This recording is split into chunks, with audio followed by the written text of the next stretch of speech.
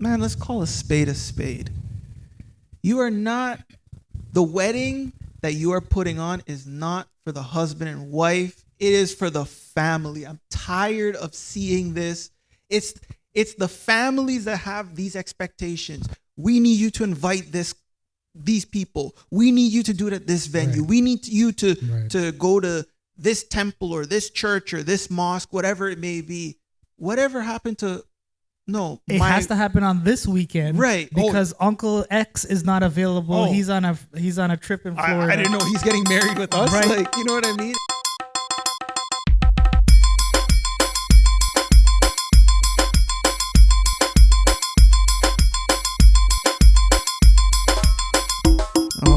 All right. Ooh, Nice. I like the vibe, little island vibe. Ooh. Welcome to the Would You Rather pod. Oh yeah. I'm your co-host Jace. This is my main man to the right, the A-lister, the leading character in a drama series, the one, the only JR. What up, everyone? We got the one who stacked the bills in the back. Ooh, the sweet but sometimes salty Cash Money Linda. What up, Cash? And we'll send our good vibes to Mr. Uncle Sammy, who's somewhere out there partying, probably hungover. I don't know. What up, Uncle Sammy? What's going Have on? a good one, Uncle Sammy. How you doing, Jace? I'm good. You good, man? Yeah. All right. I like the vibe you started with. Yeah? I like it. Tell me where you're from. Nice Hitman, island give vibe. credit where credit's due. Oh, yeah. Wow. We are in for a good episode. We are? Okay. Oh, yeah. Oh, What you my got? God. What you got? Hip hop is in a frenzy. We had Damn. UFC 300. We got some pretty controversial topics that we're also going to discuss. We got Right. so much today. Right. But before we start, Oh, yeah. we Very got to important. give credit where credit's due. But before that, I'm not above you. I'm not below you. I'm right here with you, bro. Yes, sir. So once again, we're not here to play nice. We're here to ignite fires and have a good time with our friend, Mr. Crown Royal. JR, tell him what we drinking. Ladies and gentlemen, I have the pleasure of introducing you to Crown Royal's finest blend. Whether you're kicking back, maybe watching UFC, NBA playoffs are coming up soon, or maybe you're just hanging out with some friends, you got to be drinking Crown Royal Vanilla. There is nothing else out there like it. It goes down ever so smooth, and I can guarantee, drop a comment below if you've had Crown Royal Vanilla. It's the best thing out there. So go grab that in your local liquor store. Oh, yeah. And there's a new one coming out. I don't know if it's out yet. But I think it's called Blackberry or something raspberry. We're going to have that on the next one. Oh, yeah. Look out for that. Hopefully Crown Royal don't disappoint, but send us some bottles if you're listening. Oh, yeah. Maybe we'll even do a live tasting too. Why not? Yeah. All right. So we sat down last night. We had a couple drinks. We're watching UFC 300 live in Las Vegas at the T-Mobile Arena. Damn. That was a good one. It was. It lived up to the hype. It did. There was a lot of promo. We've been hearing about UFC 300 for it seems like months now. But yeah, it was a jam-packed fight card. It lived up to the hype. And I appreciated that. I didn't want it to disappoint me. Right. But, oh yeah, it was a good one. Really, really good. Let's finish it right here in the center. Yeah. Max Holloway, that Right man's here. a dog. The BMF baddest mother on the planet. He proved it. I didn't know he had that in him, to be honest with you. No. But he gained my respect after that. Yeah. Damn. He wanted to fight. Yeah. He was winning the entire. He could have stayed away. Could have just did some jab. He wanted a dog fight in the last 10 seconds. That was his moment there. And by the way, the clock was winding down. Yeah. He didn't have any time left. No. And he's just like, you know what? Screw it. I'm here. I'm just going to live the moment and I'm going to prove to everyone. And from what we've been hearing, people are saying it's one of the greatest UFC knockouts. I think so too. With no doubt, because it wasn't just a knockout. Yeah. He wanted a dog fight at the end. He didn't care if he won. He didn't care if he lost. And I think that's the mentality. Yeah. Why Max Holloway has gained my respect. I kind of liked him before, but I didn't know he had this dog in him, to be honest with you. I thought he was very tactical before, just a really good fighter. But to go in there knowing against Gaethje, who I actually like. He's actually really good. He's a brawler, right? And you're telling him in the middle, let's brawl right now, punch for punch. Damn. Shout out Max Holloway there. That was his moment to shine. And if you didn't know about him much going into the fight, you definitely know about him now. So, when those bright lights are on, he really did pick that moment to shine. So shout out to him. Yeah. But you know what? Gaethje took that knockout like a champ. He did. I mean, we can't really call him champ no more. He lost the BMF belt. But I mean, hey, you know what? Gaethje will bounce back. You know, he's that guy. But now there's a new kid on the block, and that's Holloway. So, I didn't even know Holloway was younger than Gaethje. Mm-hmm. I thought he just looks like an older guy. He does, yeah. But more experience too. Yeah. So he's been fighting for a while. Yeah. Oh yeah. Damn. So that was definitely a takeaway. And that already sent everybody in a frenzy. Right. And we didn't even get to the main event yet. Before we get to the main event, I want to give some props to those Chinese fighters. That was a good, I don't know if you saw that. Yes. That was a good, grueling. Yeah. Damn, Zhang versus Yang. That was crazy. Oh my God. That went all the way to the end. Yep. And obviously Zhang was the favorite going into it. It's an incredible talent. But who knows? There was someone there right there to challenge it. Yeah. After that first, she put her to sleep. Yep. She put her to sleep. She fell asleep. Yeah. And she came back and still, oh my God. That's crazy. She took a beating, but took it like a man. Just to say, took it like a man. Yeah. Big respects to those Chinese fighters. And you know one thing I did like about that? You know all the beautiful kumbaya, which I have a beef on. Oh boy. Everyone with the kumbaya, touch you before the match, touch you after the round, touch you before the round, hug you after it. Staring each other's eyes. Those Chinese fighters are from the same country, did not do any of that crap. Actually, were there to fight. Exactly. I have such and with the main event, we're going to it right next. That's what I like about Alex Pereira. Yeah. And Mr. Jamal Hill. Yeah. Even though they had respect and they shook hands after the fight, before the promo, before the rounds, there's no like, you want to touch gloves, you want to hug me, you want to kiss me. Yeah, no. I know. Yeah. They were actually there, focused in the moment. Yep. It's gonna get killed or be killed. Yep. And that's something we lack today with all these fighters. I don't know how to say it. There's too much love. Mm-hmm. I tell you see this all the time. I hate that. I could see when it irks you all the time. Yeah. How do you punch someone so hard? Yeah. You know you're not going 100%, man. Like if I'm dapping you and telling, are you okay? I'm sorry I hit you so hard. Like you're not going, like that's Charles Oliveira. You're one of my favorite fighters, but you're too lovey-dovey, man. Yeah. I know you don't speak English, but I hope you can translate this or someone translate to you. Get that dog back. Stop trying to love and do everything. Like, okay, you hugged him at the beginning of the fight. Mm-hmm. You didn't have to do it at the end of the round. You didn't have to do it at the beginning of the next round.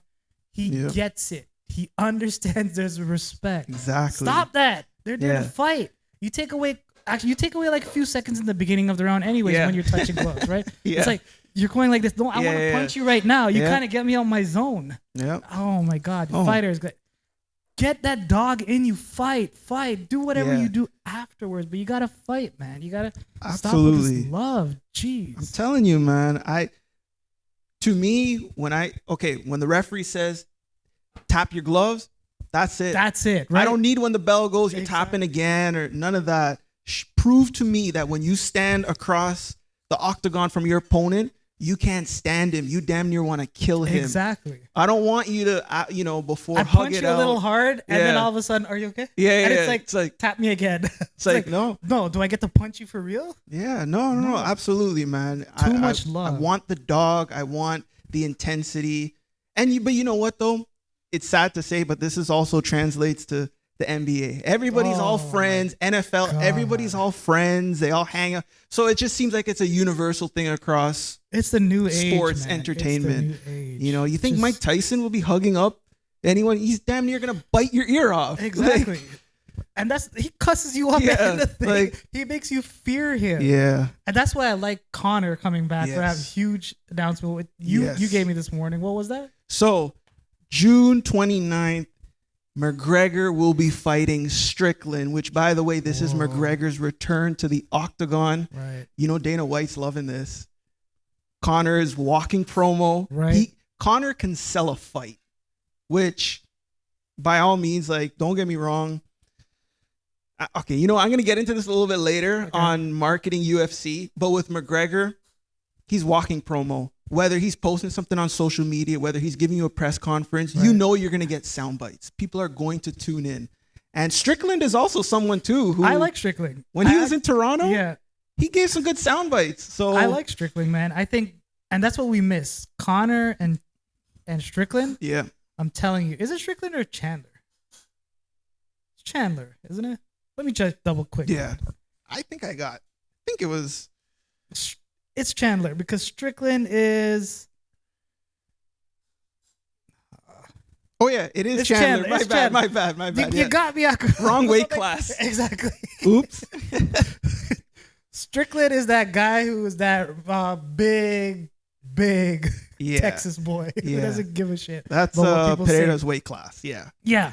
Chandler is a dog. McGregor is a dog. Yeah. And this is what we need in the sport. They're not going to hug. They're not going to kiss. They're not going to give pumps. Are you okay? Everything like that. They're going to fight. Yep. And that's what we miss.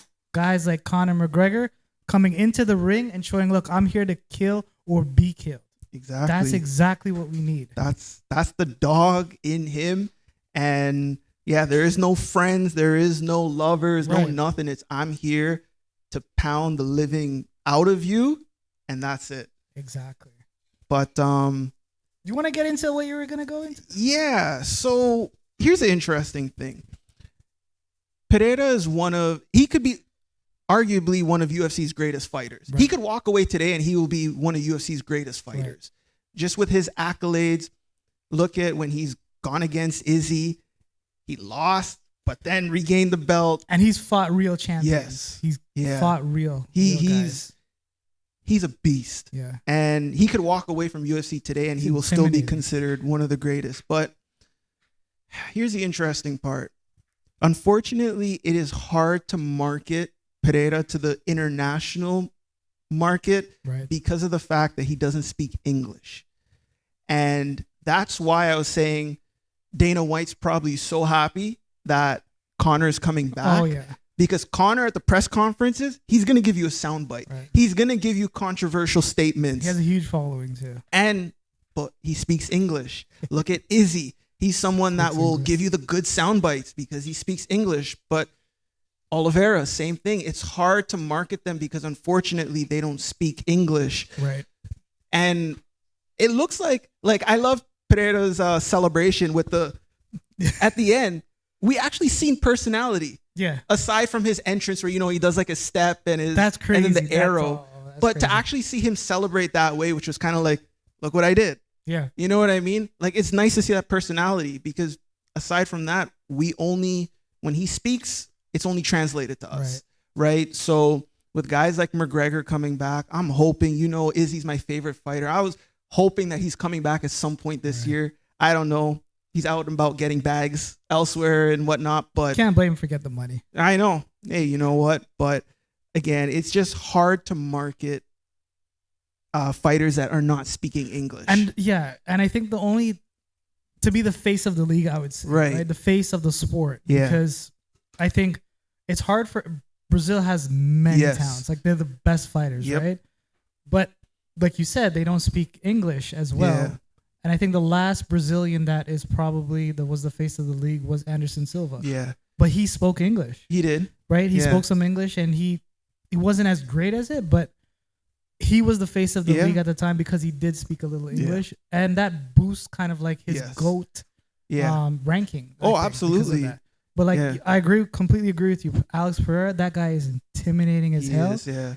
I made a good I think in my mind, a good comparison, he's like the Kawhi of the UFC. Kawhi won't be the face of the NBA, right? But he's always going to be feared. He is when he's on his game, he's the best player in the league. Yeah, absolutely. You know what I mean? Yeah, they have that stoic kind of appearance or presence, and also too in the octagon, on the court for Kawhi and obviously for Pereira in the octagon.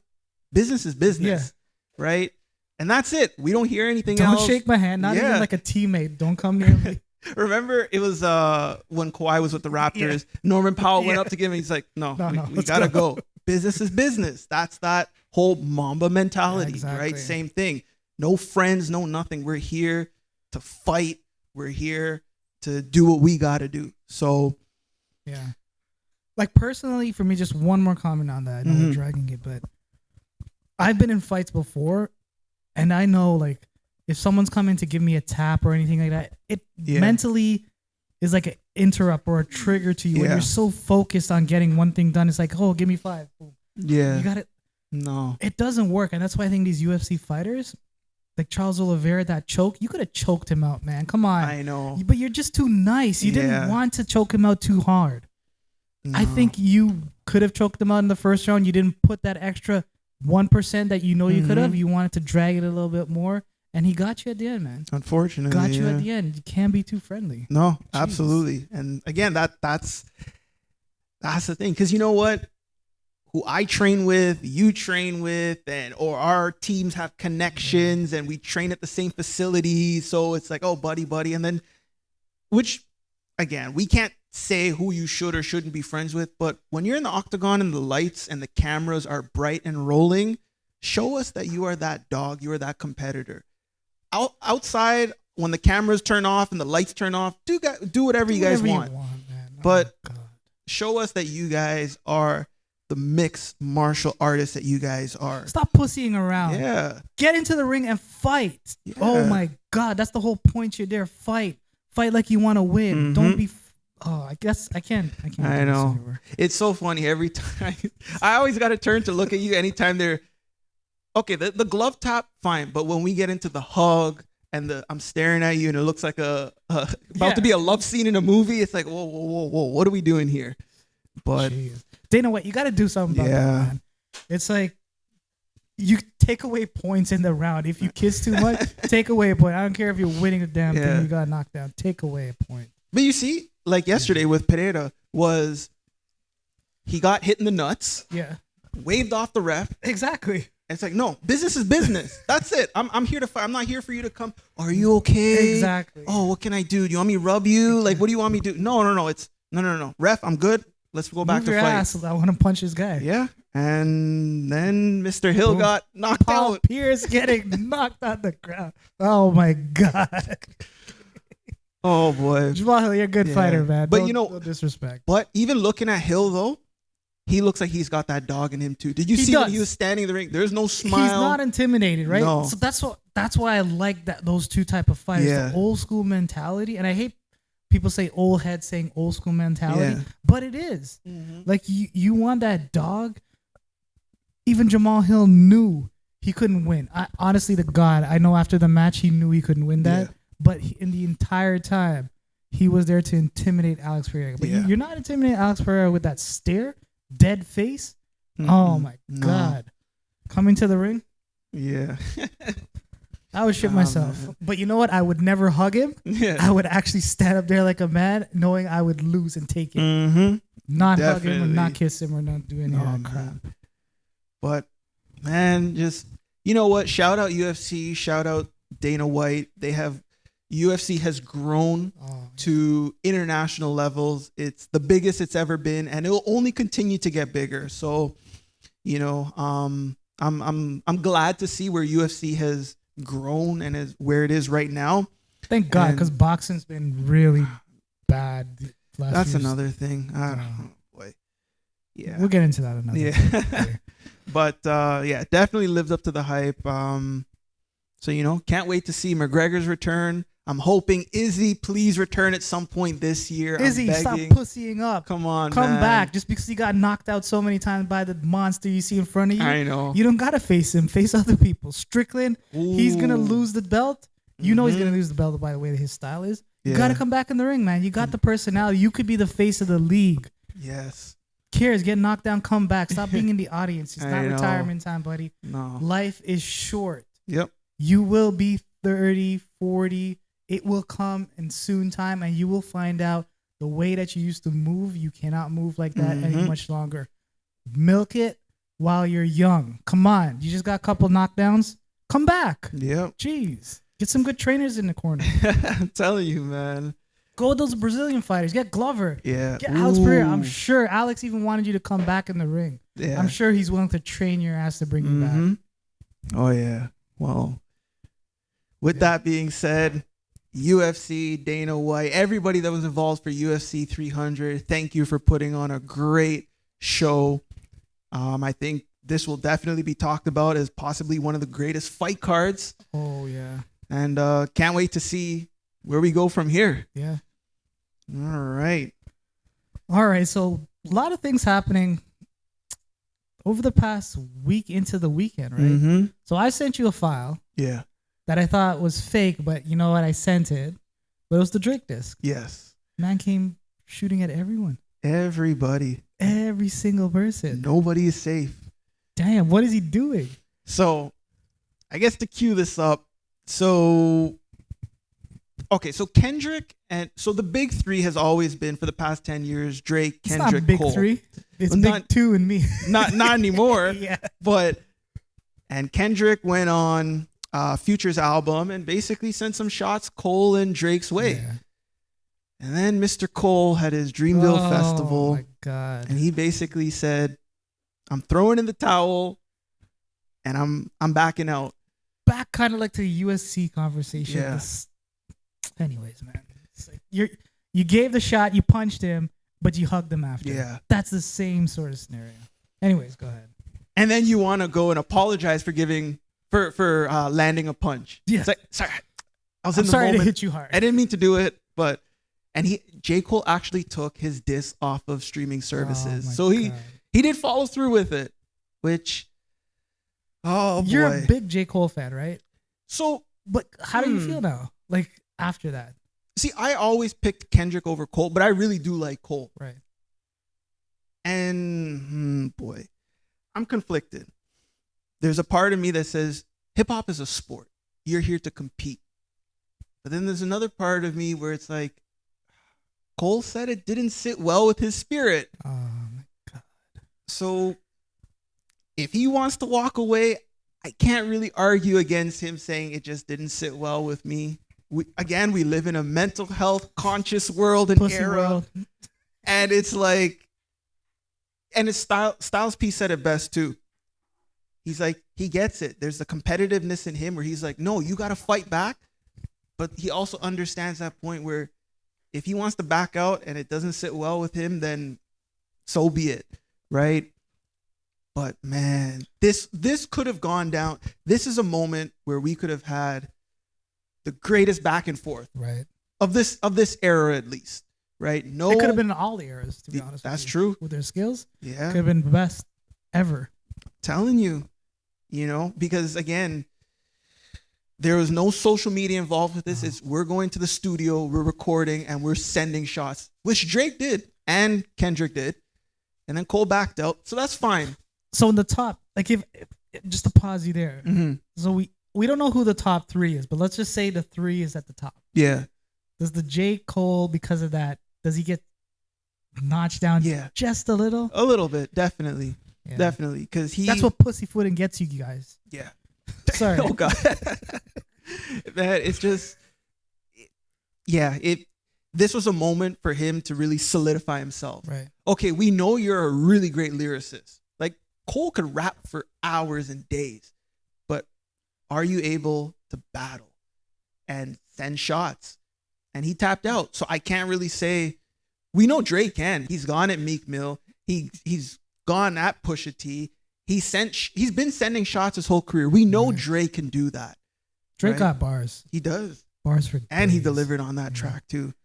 So, and this is the one thing too, with J. Cole doing the apology in times of war, he's considered a weak man as a leader.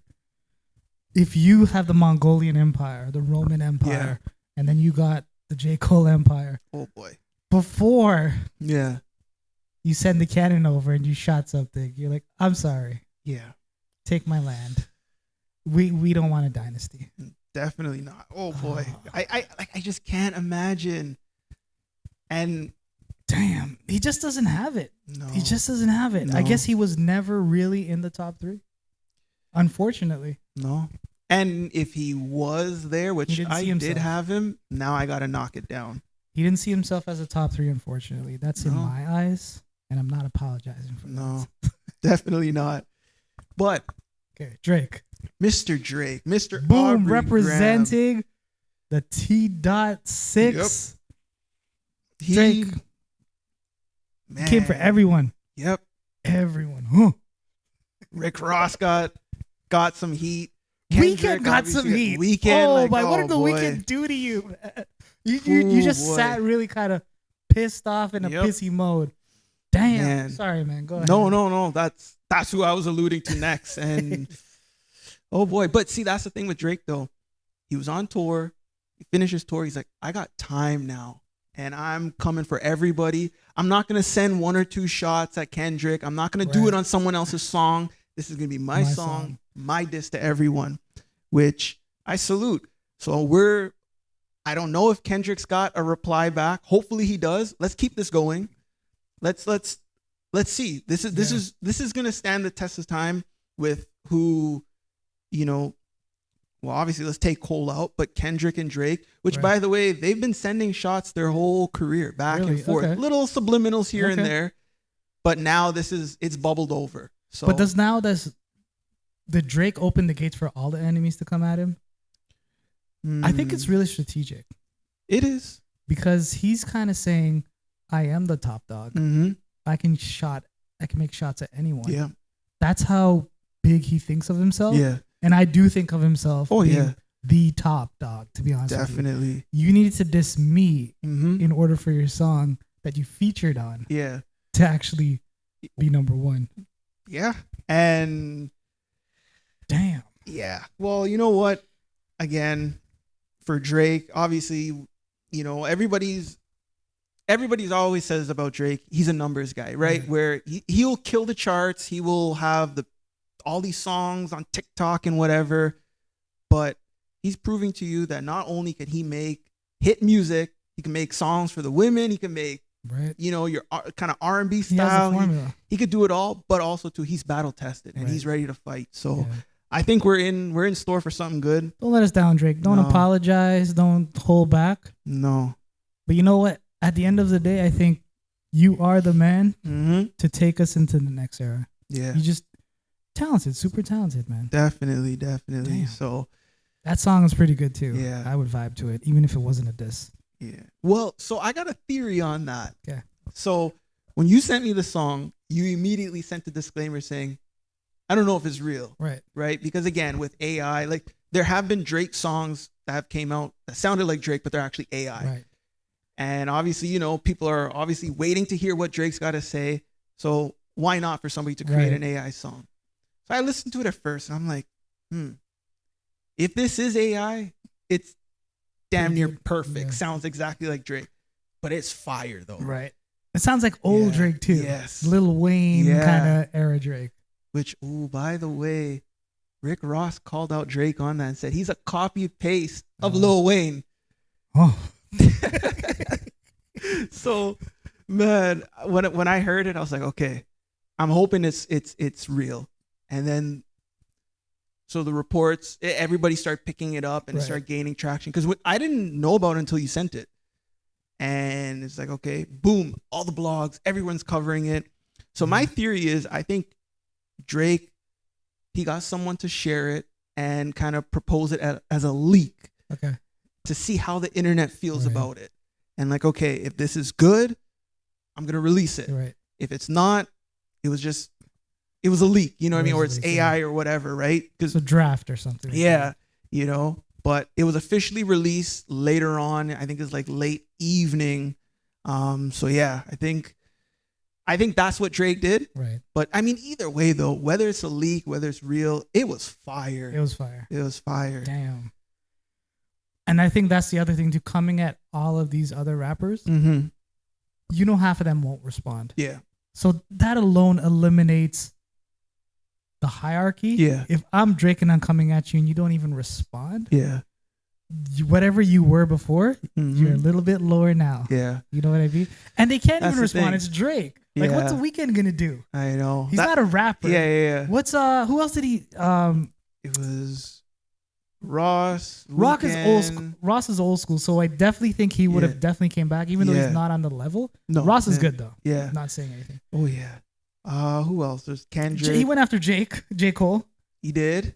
So J. Cole, when he came down, Yeah. one more down, because I don't know, he'll come back. Because was he on tour with him? He was. And he was there for a little hugging bit. and laughing like the UFC fighters.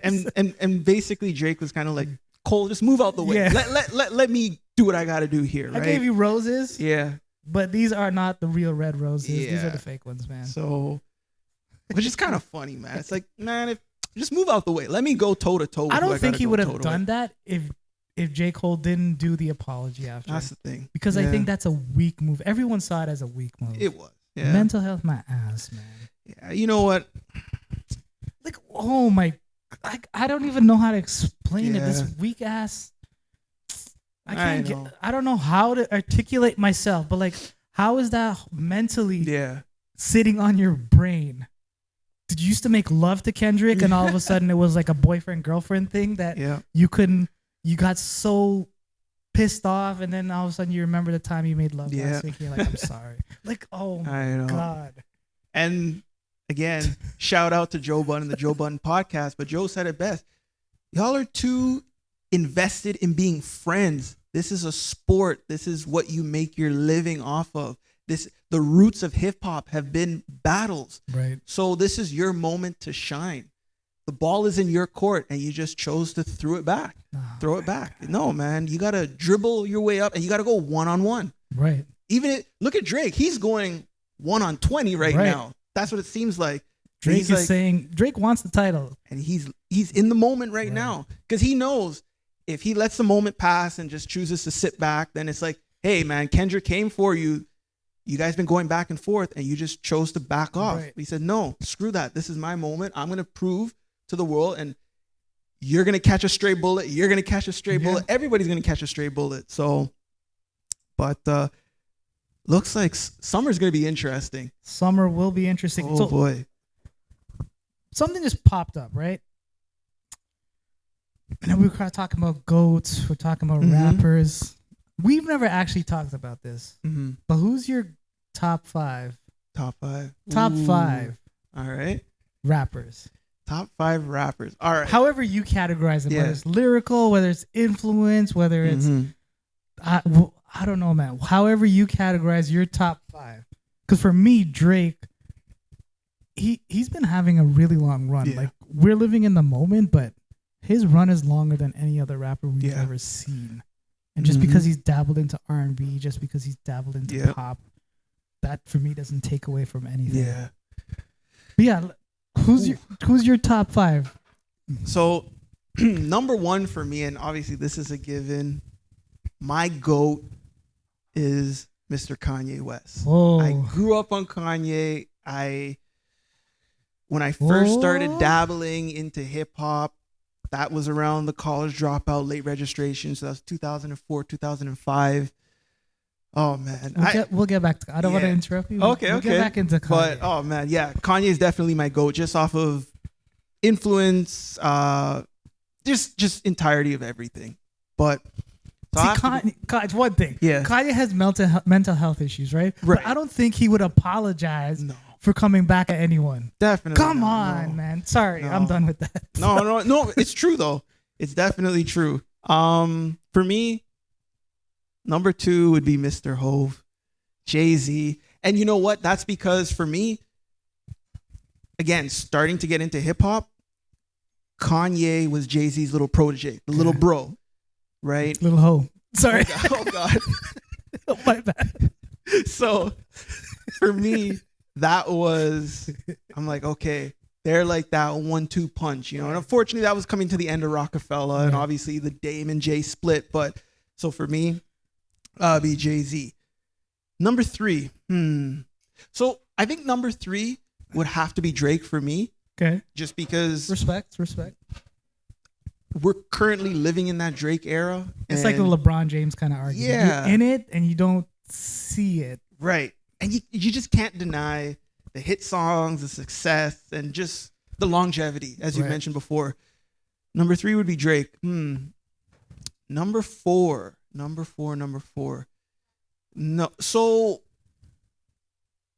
I'm a huge Pusha T fan. Okay. And obviously, you know, with Kanye and Push, with good music, they kind of go hand in hand.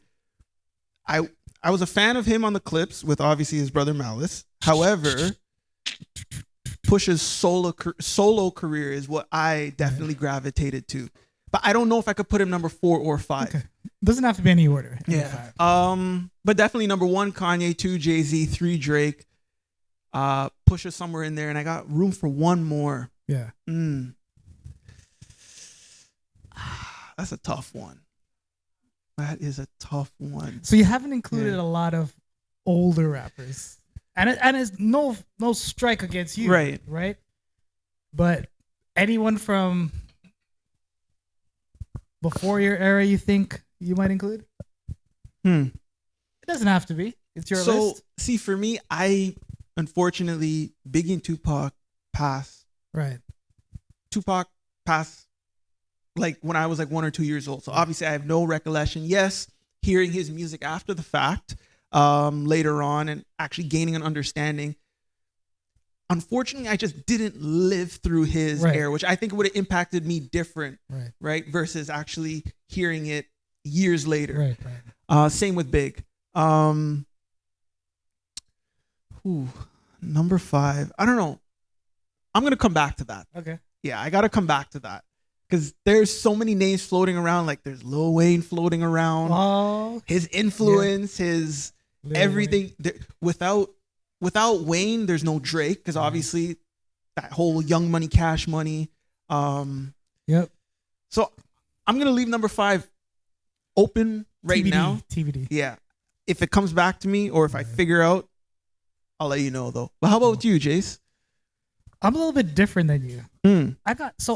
I can't give a number 1 through 5, but Drake's in there. Okay. For same reasons. Yeah. So we'll put that aside. Biggie, big influence on me when I was growing up. Lyrically, damn.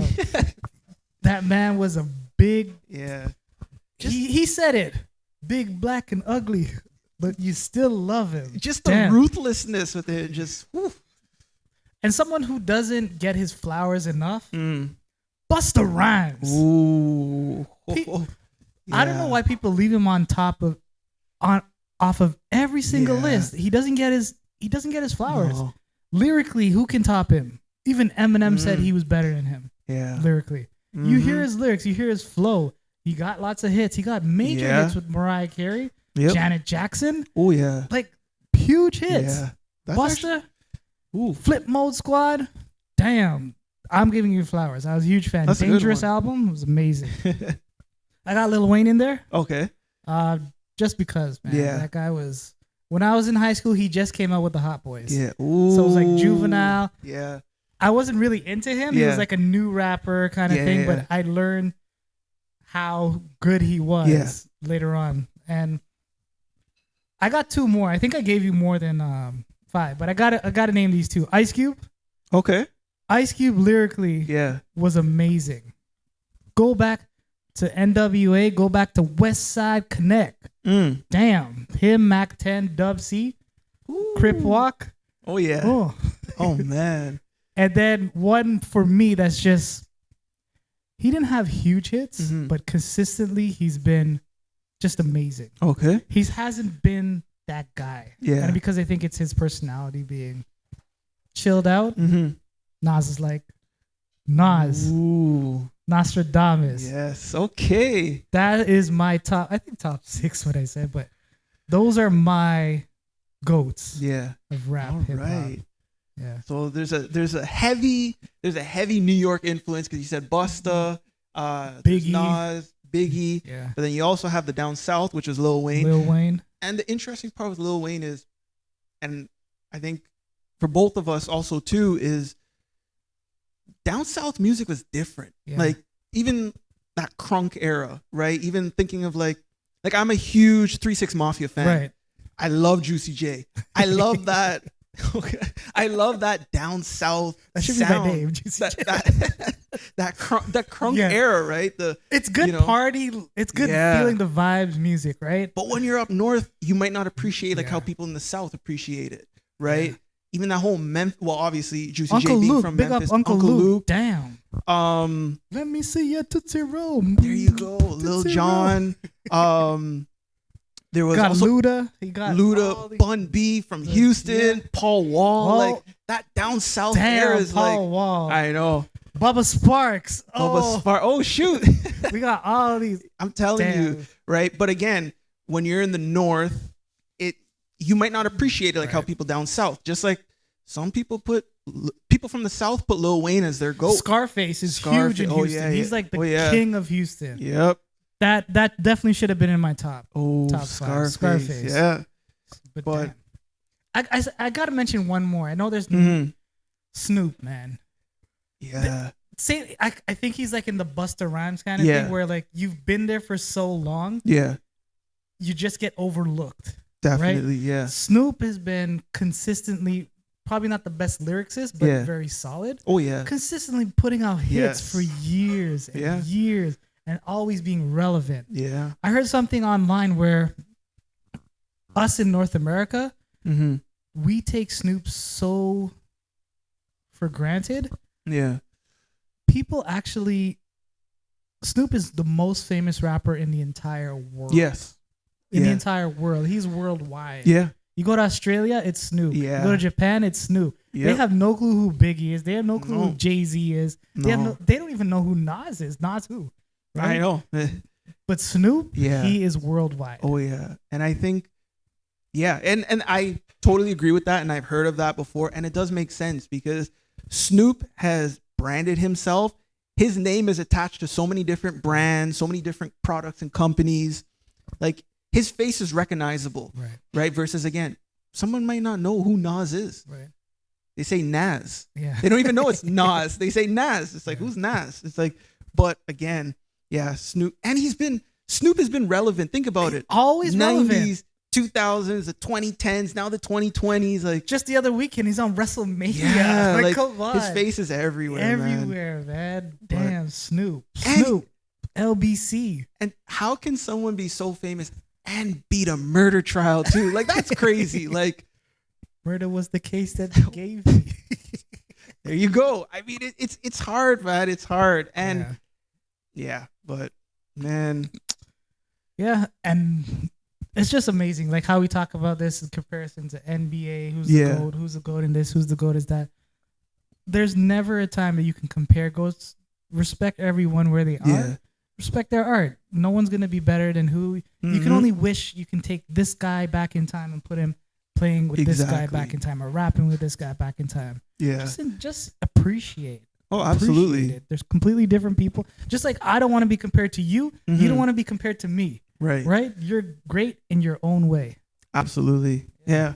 But again, I think that's just the world that we live in where everything has got to be a comparison. Right? We want to see who's like the whole LeBron versus MJ. They both played in different eras. Unfortunately, this era right now is very soft. Right. Totally you damn near sneeze on a player, you'll get called for a foul. MJ's era was hard. You're leaving games with bruises, bleeding. So I don't know how LeBron could be in MJ's era. And that's what I think too. Like we say that, and that's the knock on LeBron. But if LeBron did play back in those days, he would have adapted. Come on. Like, he's so much of a physical specimen. True. I just think that's why we can't compare eras. Right. Go so many whats, such. It's just too many. Oh, definitely. But, again, it's the same thing, the LeBron versus MJ comparisons, right? Same thing in hip-hop, right? You know, a lot of times Drake gets that Drake versus Jay-Z comparison, right? again, we notice I didn't have Jay-Z in mind. Ooh, I know. Why not? I actually don't think he's that a good rapper. Really? Yeah. He's the subliminal king, though. I don't think he's that good. What? No. Oh, we gotta rewind. I think he's got good hits, good songs, good production. Yeah. But he's not a good rapper. What? I'll send you a clip. I don't even post it in the link. Okay. He has copied Biggie's rhymes.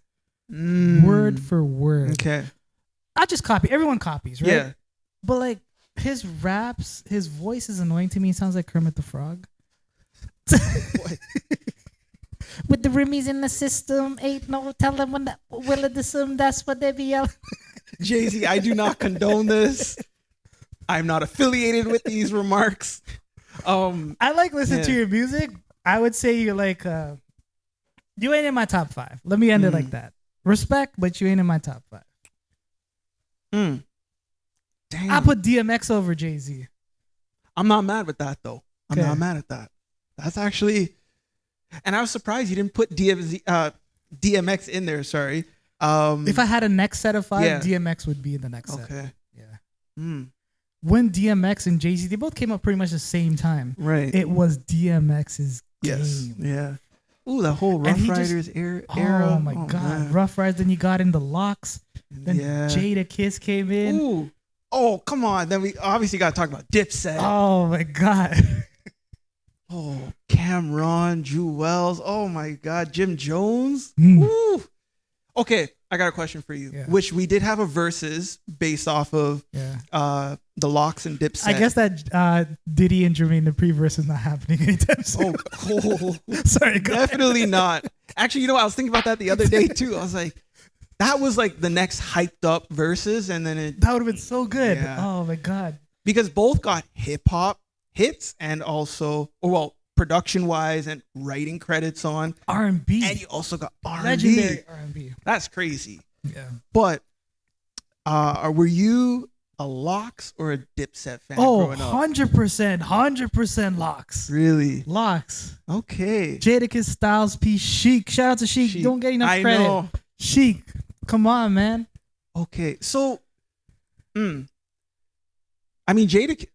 I thought even Jadakiss, he's probably somewhere in your top 10. He's the next. He's the next with DMX. You can add Jadakiss to that. Man, lyrically, Jadakiss is just on a different level. Yeah. He has the raspy voice. Yes. The little bit of like dog in him. Yeah. Like Daisy. Yeah.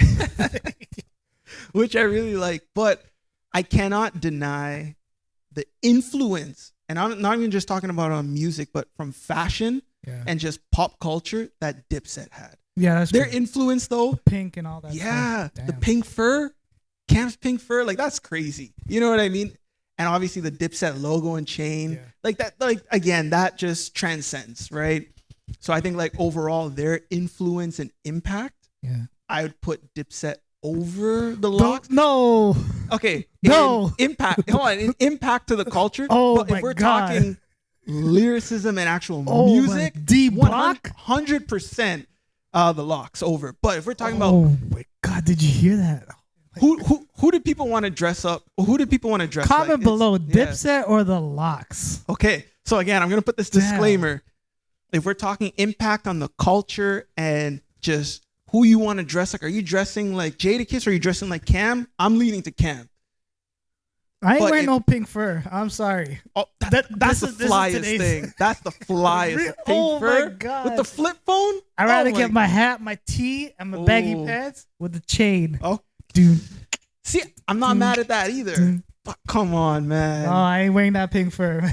Okay. All right. Fair enough. I just think that's so fly with the flip phone. Oh my God. The flip phone was cool though. With the pinky ring with the flip phone. Man, but. What again? Like someday, those you see, that's the days we need this. We need this. We need the competition. Mm-hmm. They hated each other. Beanie Siegel is another one that doesn't get props. Property. Oh my God. Memphis Bleak.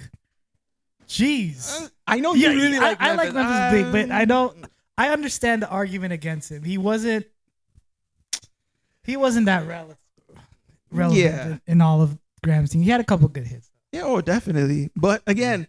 Even that whole, oh man, we could even go over like labels and cliques back then. Like you have Rockefeller, you had Rough Riders, you had State Property, Bad Boy. Like we may never see that again labels, in music, Aftermath. in hip hop. Yeah. Then Aftermath came in with Dre, No Limit, with Master P. Oh my God. We may never ever see that. We gotta come back to this. We gotta come back, go to a live and play some. We should have a battle. Yeah. Since Versus is not happening, you pick a side, I pick you pick Dipset. Yeah. I pick the Locks, and we recreate it, but with our own. Yeah. All right.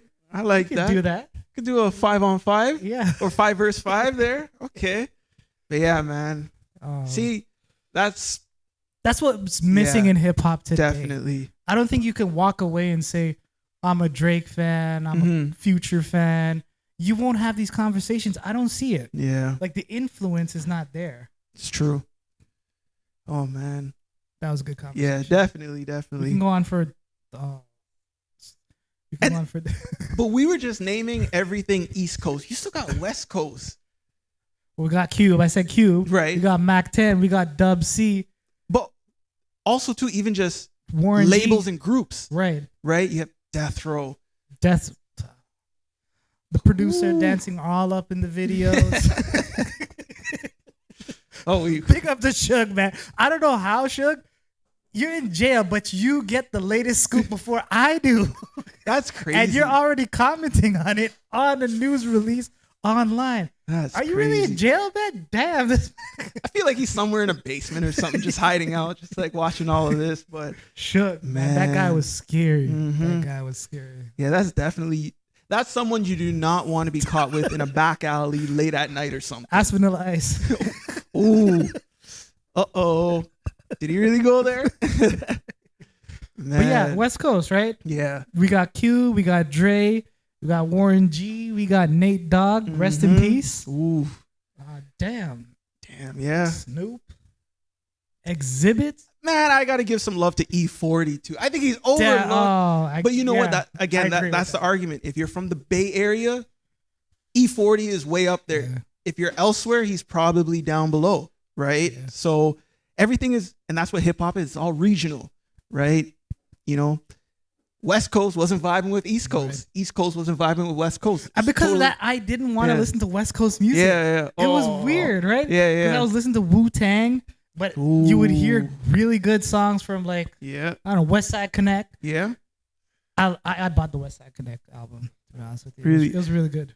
What was your first album you bought? I forgot what you told me. It was Usher My Way. Yes. Put them Puff Daddy in the family. We got to have a conversation one day. We'll save it for another day, but we got to get into an R&B conversation. All right. This is heavy hip hop, but we also got some heavy hitters that we grew up on in R&B. Care to just shout out some names? Babyface. Ooh, Babyface. We got Usher. We got R. Kelly. By the way, I do not care. Look, I'm gonna separate. Oh boy, disclaimer. At some point, we gotta separate the artist from the actual. Please. So, yeah, R. Kelly's music is timeless, though. Shout out Sammy. You know what? When he told me the other day, when he was on the episode, he said, just the other week I was listening to R. Kelly. Man, I went back and I listened to some too. How can we deny his GOAT ability? He's definitely feeling on your booty. Now we gotta know, was he talking about someone? That's what we gotta separate the art. That's the thing. I'm thinking about feeling on someone's booty. Ooh. It's not R. Kelly. I know. Oh God. Booty. Man. Lil Kim looked good in that video. Shout out Lil Kim.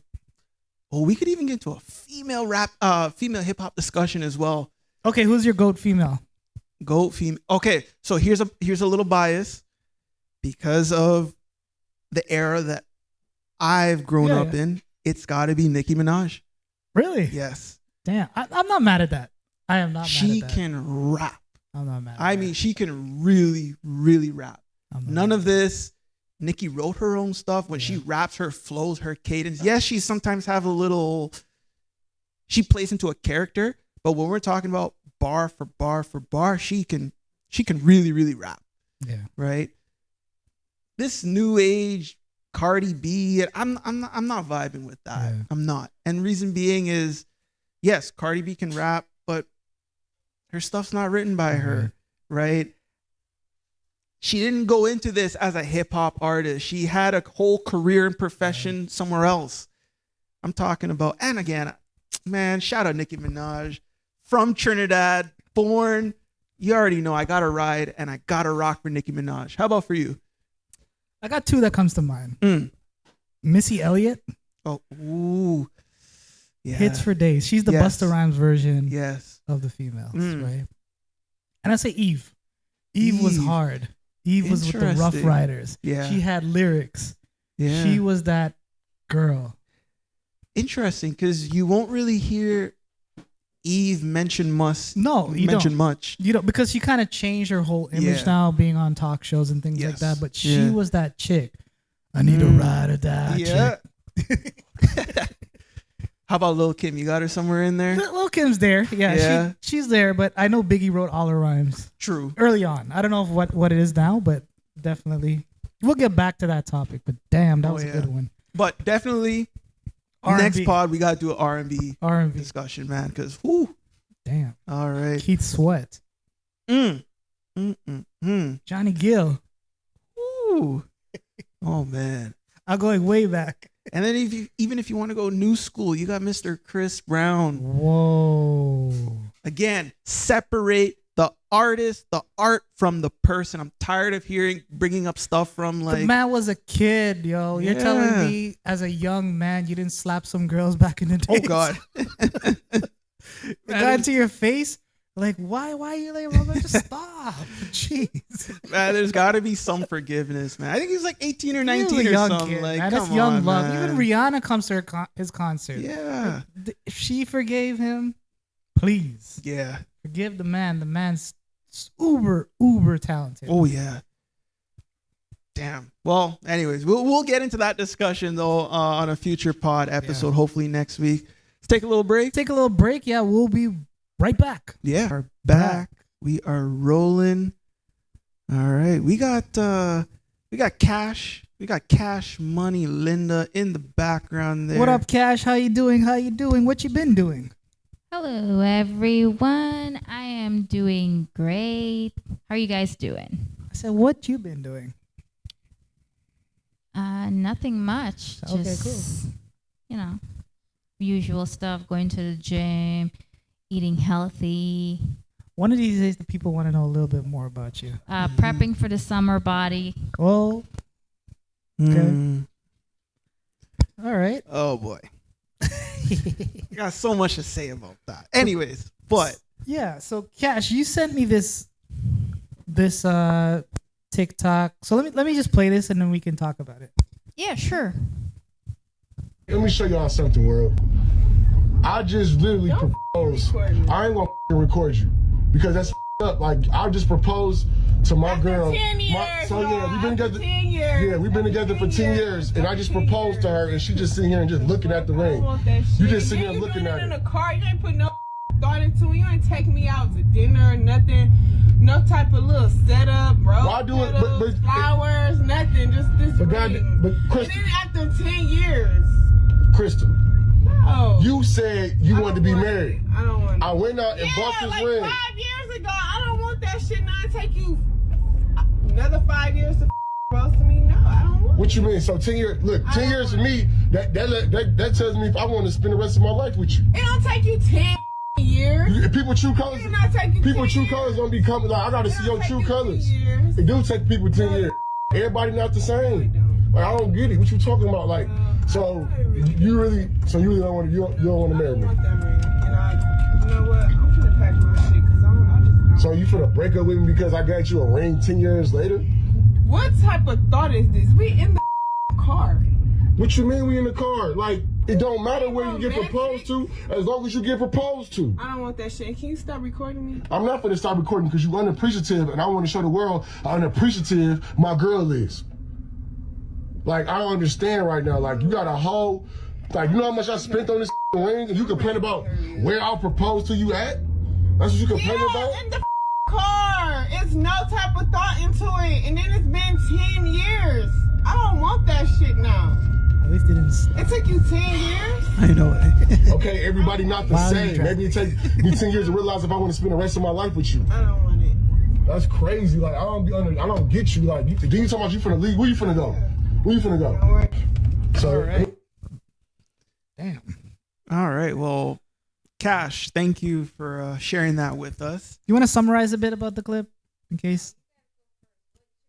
What's your take on that video, guys? Okay, so the clip is, I'll put it in the description below, but it seems like the guy proposed to his girl. They were together for 10 years in a car while they're driving to go out somewhere in the night. So he brought out the ring, and it seems like he proposed, and she was ungrateful. Says, "Why are you proposing to me now? I asked for this 5 years ago," which is something I'll bring up. And she basically says, "Get the hell out of here." Oh boy. So what's the question? Is he right? Is he wrong? Let's dissect this a little bit. So proposing in the car to his girlfriend, just that piece of information there. Is that wrong? Take out the years, just proposing in the car. All right. And it's driving. Not even stopped. It's like, oh shoot, red light. Okay, here. Oh, would you mean? Oh shoot, it's green. Go, go, go, go. No, for me. Finish. For me, I don't agree with it. Yeah. I don't agree with the scene. Like, I think number one, she's driving. Number two, like, that's almost a distraction. I don't like it. It doesn't make sense to me. Yeah. Like, that has to be one of the worst ideas for a proposal. I'm sorry, but I'll say this though. I can't fault him for wanting to take that step though. Okay. Yes, the scene may have not been right, but he made that step in wanting his girlfriend to be his fiance to eventually marry. Yeah. So I salute that. I just don't necessarily agree with the scene. Okay. How about you, Jace? I want to hear. I'm agreeing with you. That's why I want to hear a lady's perspective. From a lady's perspective, just proposing in the car, regardless of how many years they've been together. Just a proposal in the car. No, I don't agree with that. I don't like that. First of all, I think you could have done it better. Okay, a little bit more effort. Yes, a little bit more effort. Regardless of if you're a simple guy and you don't like to spend money on expensive venues to propose to your girl, you can take her to a restaurant. Right, a little bit. Or something. I mean, like $7 flowers if you don't want to pay like $25 for a bouquet or something. You know what I mean? The ring didn't look that bad, so maybe he thought the ring, he spent the money on that. Oh man, this guy sucks. Like, seriously. You go all the way through, get the ring, have the thought. Yep. It's like, boom, here you go. But here's the thing. Man. I understand from all of our point of views is, look, it just right idea, wrong place. Right. Now, oh boy. I mean, at the end of the day, I feel like these proposal ideas on what is right or wrong is based on what society has said. No, you need to, do this in a park by the lake. You need to take me on an extravagant vacation and propose to me in front of everyone.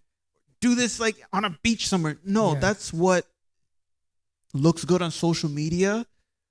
But I think with that TikTok that we've seen, it kind of shows you that not everything's done for social media. Not everything is done for clicks and for the attention. He's just being real and in the moment. I don't necessarily agree with it, but like I said, I can't fault him for wanting to take that mature step in wanting to marry her. Yeah. Just. Do you think though he was maybe planning to create plans, but then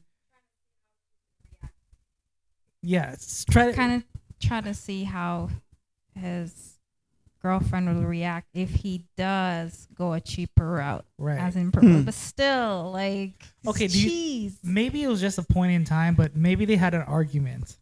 True. And he was going to propose earlier, and he just got upset. It's like, you know what? I'm just gonna take this out now and see what she says. Yep. I That's most likely the scenario in a guy's mind. He probably had something planned. It didn't go to his liking. They probably got in an argument over dinner or something like that. And he's like, you know what? Screw it. I got this in my pocket right now. I'm taking this out to see if this will be the moment, if she'll turn it around. Which, I mean, I can't really fault him for that, though. You know what? Oh, man, I screwed up. I messed up. Well, I'm about to win you back, though. Yeah. But ultimately, she didn't accept the ring, though. No. So it's not only a failure on the part of the actual proposal, like the idea of asking, would you marry? But it's also a failure where you did it in the car. It's now on social media. Now you got to record your girl's reaction. And I don't know if much people are leaning to his side. I'm kind of with the girl on this point. But how does he propose again? Because obviously she said no. She knows it's coming. Yeah. So, like, what does he have to do now? Can he do anything? Does he have to wait for another couple of years to make it a reveal of a surprise again? Yes. I was just reading one of the comments, actually. Okay. Mm-hmm. And this person said, I don't know, but I find this a kind of romantic.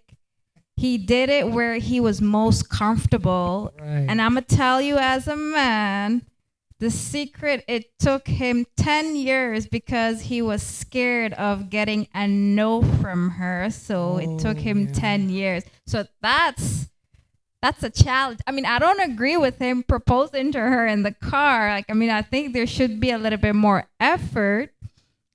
But this person's comment is, from a man's perspective, is that I get it. Like, some people are afraid that they may get a no and they don't want to go all out and get a no. If you know what I mean. But after 10 years, though, you should know at least way before 10 years. Yeah, you should know. Does that play it back? It does. But I got a question for you, Linda.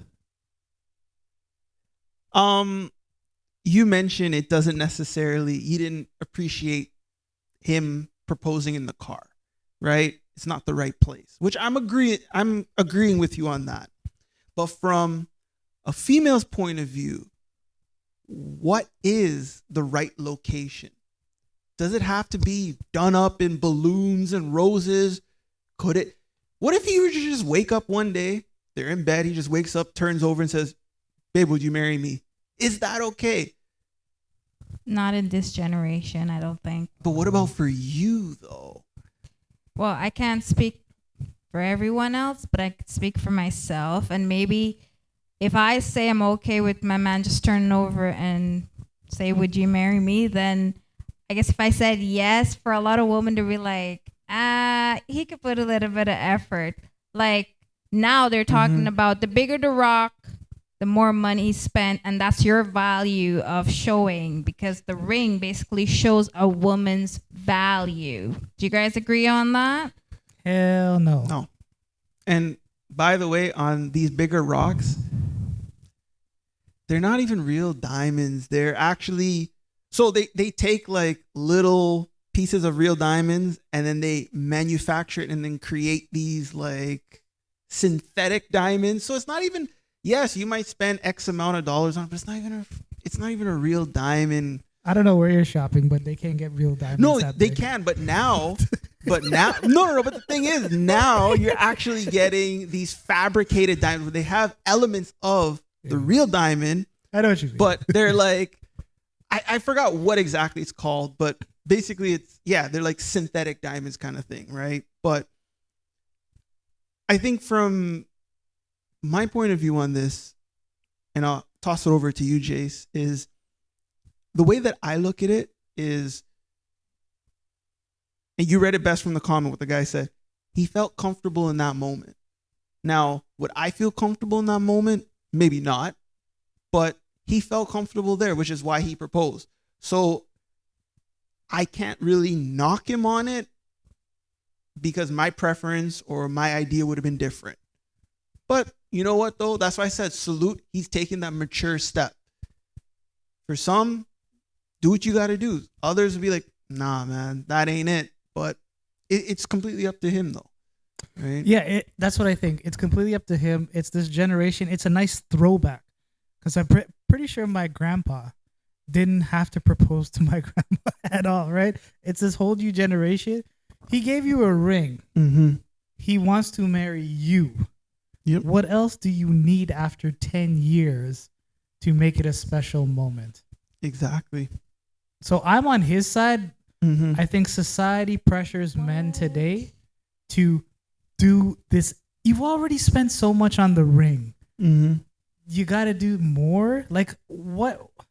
Why is it that he has to get the ring? He has to do whatever, do a vacation, do this, do that, and then the ring comes out, and then there's the engagement party, and then there's the baby shower, and then there's the gender reveal. I'm going down way back, but like the fact of the matter is, after 10 years, he's saying, "Okay, I'm ready to make you my wife." But after 10 years, though, and the fact What's that the first but the year and fact 10 that years? she says to him that she wants to get married, so she basically had to throw a hint and say, "Hey, I want to get married, but like this guy's not deciding what you want to do." Why is she still with him? That's the thing. Yeah. After 10 years, you're still dragging this guy along. Eventually, he's going to propose to you. If you're not serious enough, maybe he's supporting you in different ways that you can't get rid of him. But you eventually are the other part of the equation. There's no him without you. Absolutely. And So, also, you accepted it. No, and it's so true. And again, if you're at that point in your relationship where you're not getting what you feel you deserve, then you have every opportunity to leave. If you feel, hey, within 5 years I should have been proposed to, now we're 10 years and you're now proposing, you should have left the 6th year of the relationship. Why'd you stick around then? Right? Oh, maybe next year. Now 8, 9. Okay, the 10th year he's proposing. Cool. But you can't knock him though, because you had every opportunity to leave. So you, Cash, if that was your proposal in the car, would you have reacted that way, or would you have been happy? I'd be happy, but I don't think while I'm driving. I think like even if you like park somewhere. Yeah, park somewhere nice or something. Park at the Dairy Queen parking lot. Yeah. Yeah. Somewhere nice. Yeah, you say, right? "Will you marry me?" in the Dairy Queen parking lot. You say yes. All right, let's go get a Blizzard. And then now you know that Dairy Queen will always be Exactly. sacred. That, you know what I mean? But yeah, and I'm agreeing with you, Cash. Like the driving aspect, that's, I don't know. But like I'm thinking by watching this video, I'm understanding that it looks like they had an argument before and Right. she's upset. So I think that ring was basically to charm her, to basically say, hey, regardless what it is, or maybe she's trying to break up, leave him, kick him to the curb, whatever the case may be. Now he's thinking, well, now's the right time to propose to kind of save this relationship, which I don't agree with.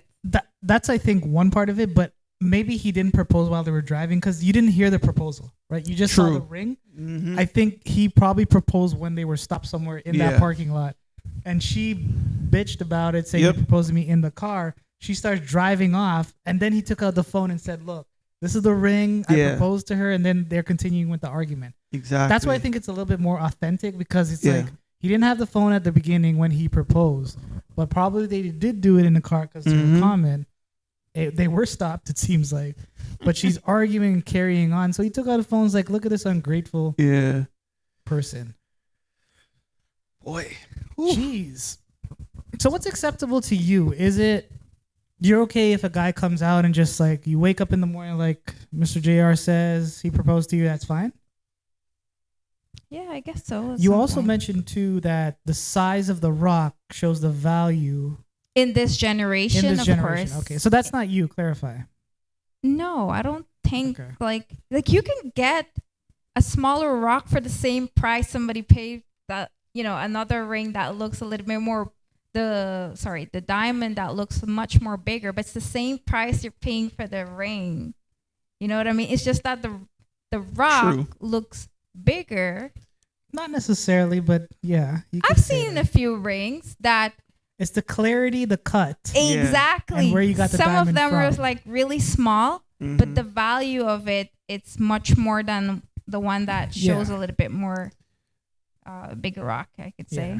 It's what's under the hood. But so this generation, definitely everyone is curious to know when you're engaged. The first thing they want to see is the ring to basically understand, like, I don't know what's it behind the understanding of the size of the rock and I think I don't agree with it, but then I guess in their head they're like judging.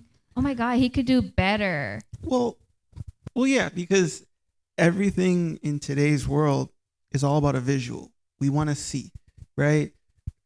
We want to see the proposal. We want to see the pictures. You best believe you got to hire a photographer, and you best believe you got to post those pictures so everybody could see, to show I value my girl because I went above and beyond. You know what I mean? Same thing with the rock. I got to buy this big rock because I know when she posts it up, I don't want people to think, oh shit, he looks cheap because he bought, you know what I mean, a rock that we got to get a magnifying glass to see the diamond, right? So everything now is all about show and tell, right? Everybody wants to see, and then everybody's able to make a judgment. So it's great and all that, you can buy this big rock and whatnot, but man, at the end of the day, if you're valued by your partner and you are able to love them unconditionally, whether they get you $100 ring or a $100,000 ring, that same ring goes down the drain the exact same way. That's true. That you can lose that ring the exact same way. So all this material stuff, it doesn't matter. But we're so caught up in trying to outdo, and it's a competition between men as well. Oh shoot, he bought that $20,000 ring for her. Man, I'm buying a $30,000 VVS diamond, whatever. Right. You know what I mean? So, as long as you're comfortable with what you get your partner and they accept it, that's all that matters. Nothing else does. What do you guys think of your partner or your girlfriend hinting on a price that a man should spend on a ring for a proposal? Jeez, hinting on a price. Because I've heard women like, oh yeah, if I'm to get proposed, I want my ring to be at least $10,000. Ain't nobody spending less than 10. I don't know. That's damn. It's tough because you want to get something that she would want, right? And if you're not in a situation to get that, you would hope she would understand. Yeah. But if she doesn't understand and you're going in debt to get a ring, and then next is the wedding, and then next is the house, and then next is the car, then next is the family, what happened to equality? Yeah. Like, I thought women these days want equality. Shouldn't I ask for a ring back? You should propose to me. I know, eh? Where's the equality then? Yeah. Equality and these feminists, it only works when it's on your benefit. Mm-hmm. Oh, 100%, man. No, I think a girl like that asking for a price is total BS. Yeah, for sure. No, you're not going to put me in a situation to say I have to spend X amount because you won't actually get it. What if you just hint at your girl and ask, like, what do you think? Like, my friend is planning to propose to his girlfriend, what do you think a good price range should be on a ring? Like what should a guy usually have to spend on a ring? But then it goes into price, and then it goes into looks, then it goes into size. You know what I mean? It never ends. Remember, a $20,000 ring, there's a lot of zeros attached to that price tag. But some of these expensive rings don't even look that good. Like those big ruby diamonds, they look like back in the 50s and 60s. Right. They're now back in style. I'm not a fan of that. But I've seen some that are like $50,000, $60,000, $70,000. And I'm like, that looks ugly. And you know what, too? It's not only the ring now. Yeah. It's where you bought it. The box that comes with it. If it doesn't have... if it doesn't I've heard, have... people don't want ring from Pandora. I'm like, what's wrong with Pandora? Right. If it doesn't have... It has to be Tiffany and Co. or it has to be People's Jewelry or one of those top-notch jewelry store. Yeah. It's like you buy the ring and then all of a sudden you go to Tiffany's and you're, can I buy a box from you? You know what? Let me say this about that, about this whole ring talk. Go to AliExpress, you'll get them. There you go. AliExpress. Shoot, you can even get stuff off Amazon too. But let me say this about the rings though. At the end of the day, right, from a man's point of view, is I'm going to do everything in my best interest to ensure I'm getting something that my partner will be satisfied with. Now, if my budget is whatever it may be, let's just say under 10,000, cool. But also too, I'm most likely going to pair myself with someone that is going to appreciate that. Yeah. I'm not going to pair myself with someone that's going to be expecting a $50,000 ring. Because if that's the expectation for a ring, most likely there's a whole lot of other expectations on everything else. It's got to be a Benz or a Beamer you're driving. Can't be a Honda Civic. You know, we got to go to these locations for vacations and we got to do this, do that. So if your expectation on a ring is through the roof, that means everything else is through the roof. But that's what Linda was saying in society today. These girls are growing up with that mentality today, and the pressure is on the guy. Absolutely. To always figure it out. It just doesn't work that way. And then every girl dreams of, oh my God, that would be nice if my man could propose to me with that beautiful rock on the top of the Eiffel Tower. There you go. But also too, ideal location. Also too, it's cool and all that people see their friends doing that, but they don't know how hard the man had to work to be able to provide that ring. But what if your man's okay with that? I've heard this guy saying, it's just like a survey kind of thing, and the guy was going around asking him and his girlfriend. So he asked his girlfriend, "Did you propose to your girl?" He's like, "Yeah." It's like, "How much did you spend on the ring?" He said, $30K. Okay. So the guy's like, "Why $30K?" And he said, "Well, I get this from this partner, and I think she deserves a $30K." Mm-hmm. He could have. That obviously sounds like he could afford it, and that was his choice. So, all props to him. We're not dissing those guys who want to go and spend $30,000, $100K. I think it's just the importance of it is not on the money side, though. And then the guy asked his girl, "So, what do you think now that you know how much he spent on the ring?" And she goes, "She's like, I deserve that. I deserve that." Big ups to him and his girl. That's the relationship they're in. Yeah. And that's exactly why I said. Okay, how about this? Let's say a girl really wants a certain ring. Okay. And this is where I think this should kind of be a new norm or accepting. Let's say a girl wants this ring. You both make an agreement like a house. True. You're both working. You're both able adults. Let's say it's 10,000. I put 5 and you put 5. She gets the ring she wants. She gets to gloat to her friends. This is the one she wants. You contribute to the ring. Okay. And she contributes to the ring. I don't mind that idea. I just don't think that will be a lot of women out there. I will think A lot that of would be hate on the perfect. internet there, Jace. But I think that would be perfect because women want equality. If they Mhm. want a certain thing, Oh my God, you're not saying that. if you want a certain ring or you want a certain car or you want a certain house and you are working and your partner's working, Mhm. make a plan where you both contribute to the ring. True. I agree. That's why I said I don't mind that idea. Here's the thing, though. I think that will work if a woman has specific expectations on her ring. Right. So if she says, "No, my ring cannot be below 20,000," okay, then you obviously know you have certain criteria you got to check off. So I think that works there.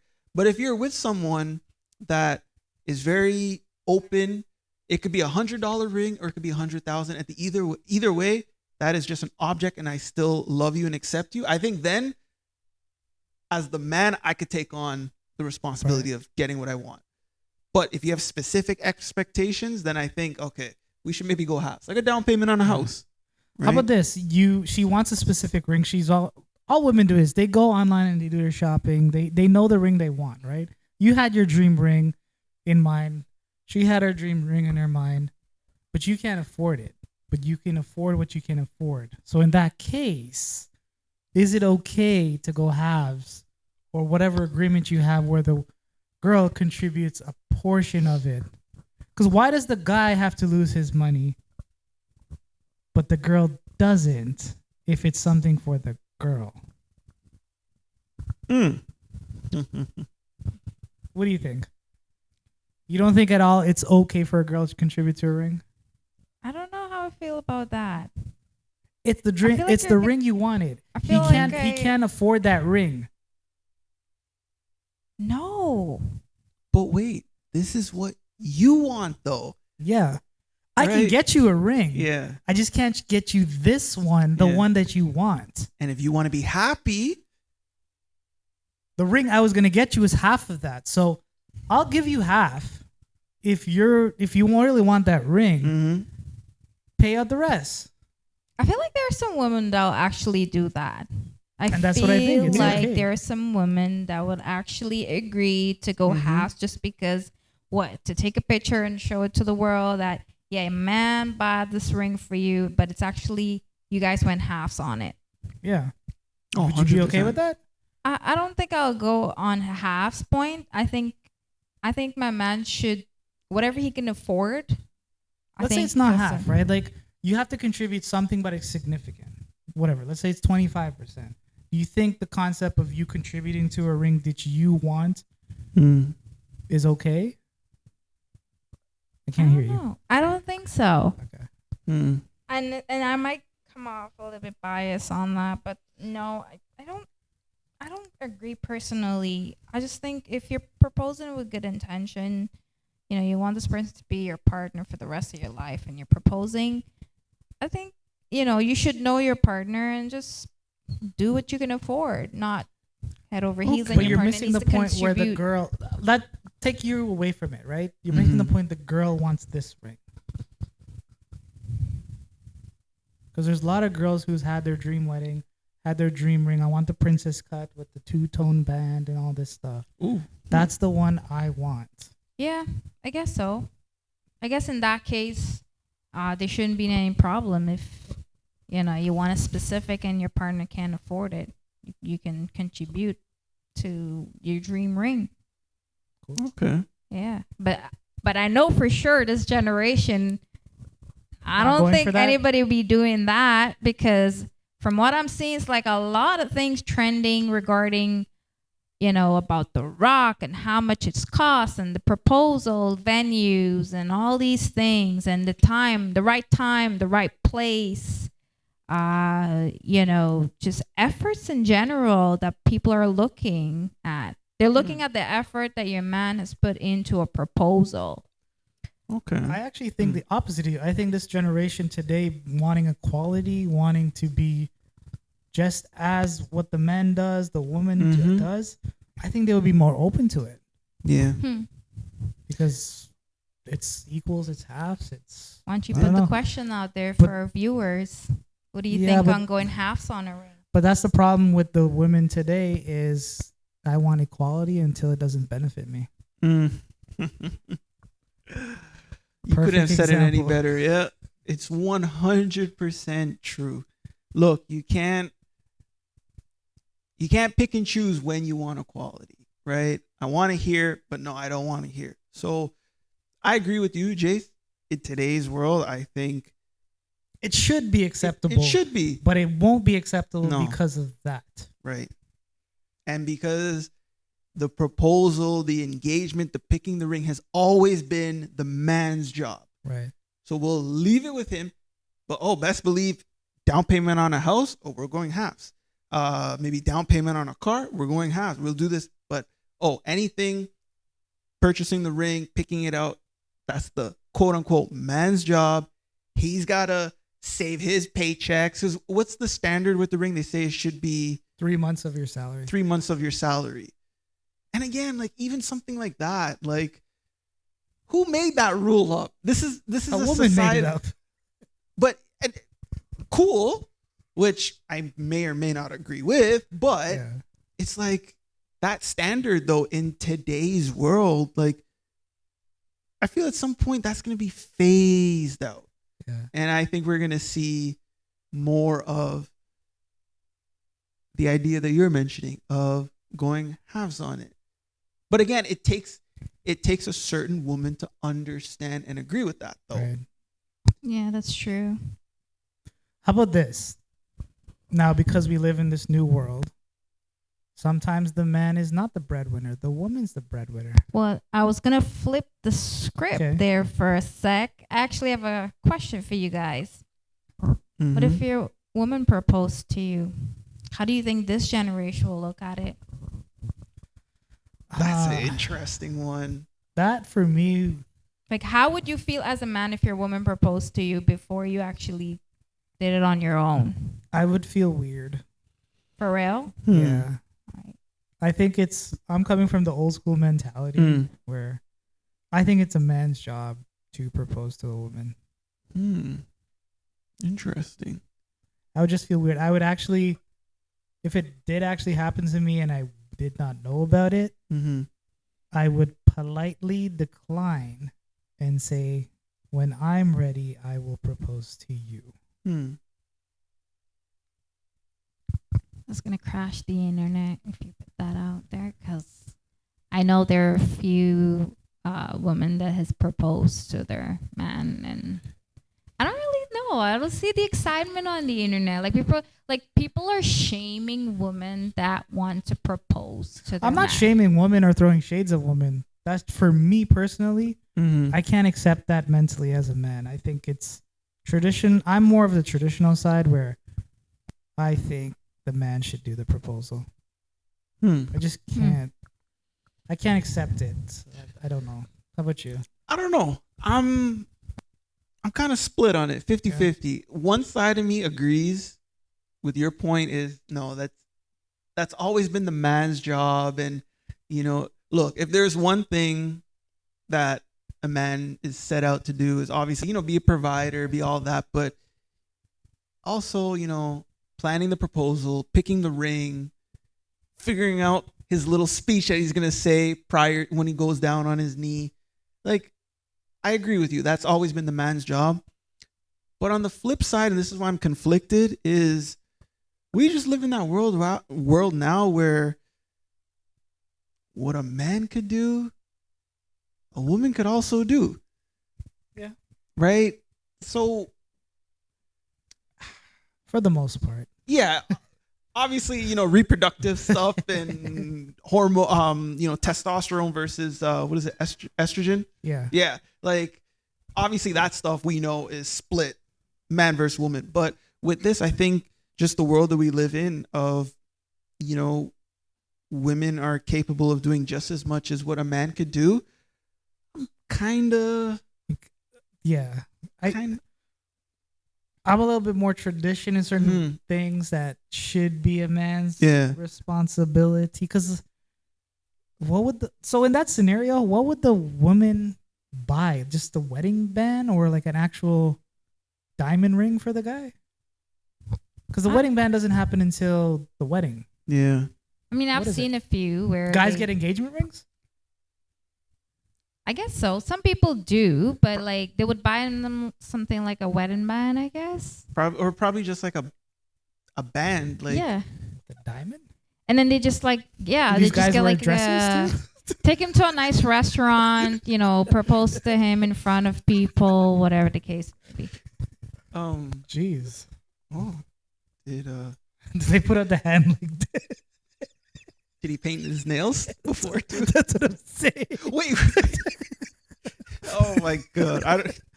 You see those things I just can't get around in my head. Like, how do we react? Oh my god. Like, I don't know. I don't know. Like, maybe I have to see what actually happens. Yeah. Like maybe she gets him a chain, which is cool, or that's pretty cool. A bangle or a watch. Yeah. Oh, watch would be cool. Oh, and then underneath, like you have nice engraving. Yeah, or something. that would be cool. That would be cool. I would change my answer if it's like a watch or something like that. Because in my mind, I'm thinking it's like a ring. Okay, so actually perfect on that. So here's a question, right? Yeah. You're on a beach. Okay. You're walking down the beach. Am I naked? Hopefully not. Okay. I hope you're not. But if you are, we already know what type of beach you're going to. So you're walking down the beach and you see a woman going down on her knee. Not for that. She's going down on one knee to propose to her man. To propose to her man. Jesus. Right? It took a while to get to that. And on top of that, this is not just any man. We're talking about the muscular, most buff guy. Right? Okay. Right? She went down on one knee. Stop saying the knee, man. Right?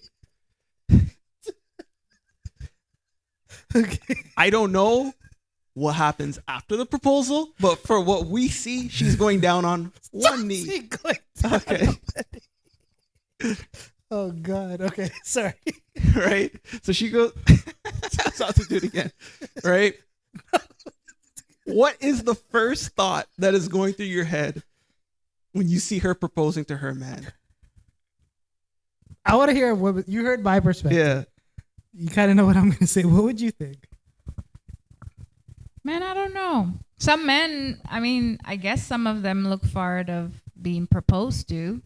What would you think though? Like you're on the beach and you saw a woman propose to a guy. I find it weird.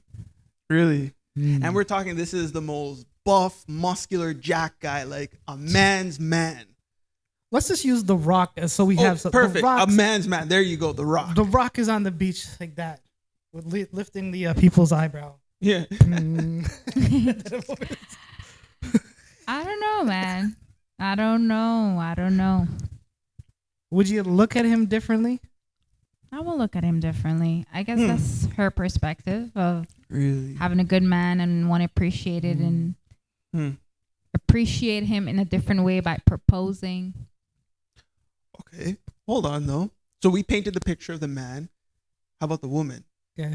She's the most beautiful, gorgeous model, like elite of the elite. Okay. Right?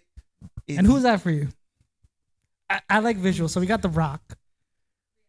Oh, definitely Riri. Okay. So shout out to the Bayesian queen. Riri proposing to The Rock. Which is a woman's woman and a man's man. That will definitely cause heads to turn and be like, what? Okay. But I think at that point, for me, if I were to see that, I don't know. I'd be like, whoa, what is going on? What does this guy got? And again, just the world that we live in, I'm instantly going to, this is something for social media. Right. But then when I actually assess and realize like this is actually for real, I would look at The Rock differently. Really? I would look at the guy differently. That's your responsibility, man. But what if she just had to take it upon herself to say, he's taking too long, right? Maybe she's not the one. Or what if she has that idea of like, I love him so much, I can't wait till he proposes. I want to propose first. Like, it's a competition kind of thing. Like, you know what I mean? I don't know. Like I said, I'm traditional. I can't get over the fact that a man's being proposed to. Yeah.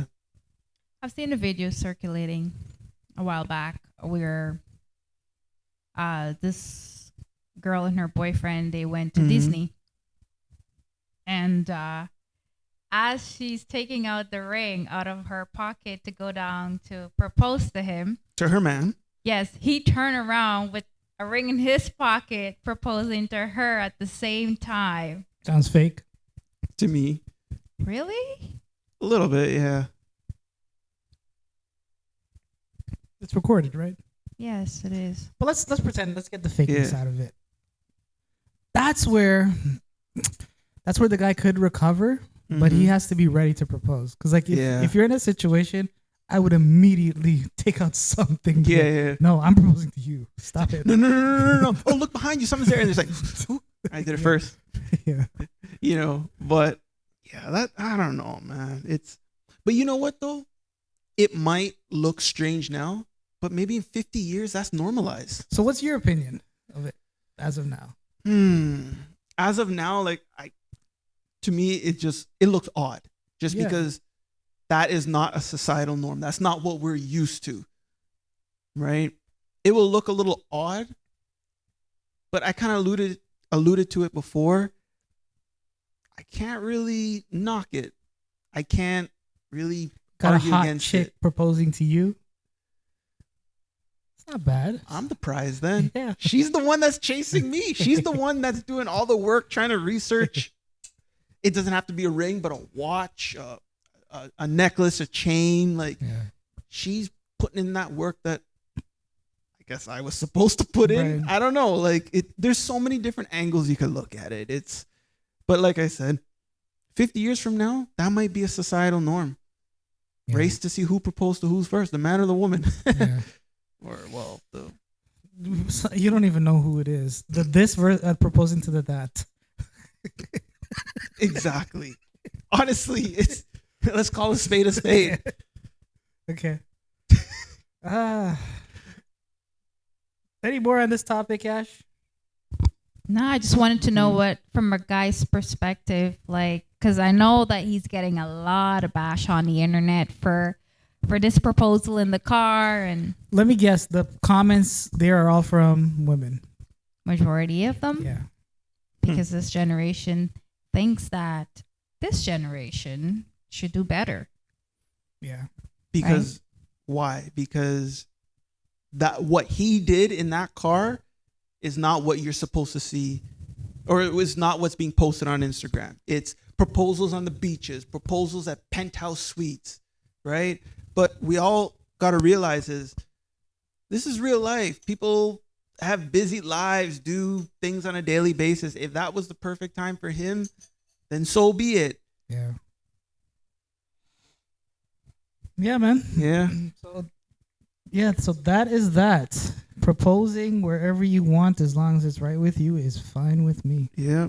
Let's take a quick little break. Sure. And we'll come right back. We do got an interesting topic lined up next, though, that I think will spark some pretty interesting debates. Cool. All right. All right. We are back.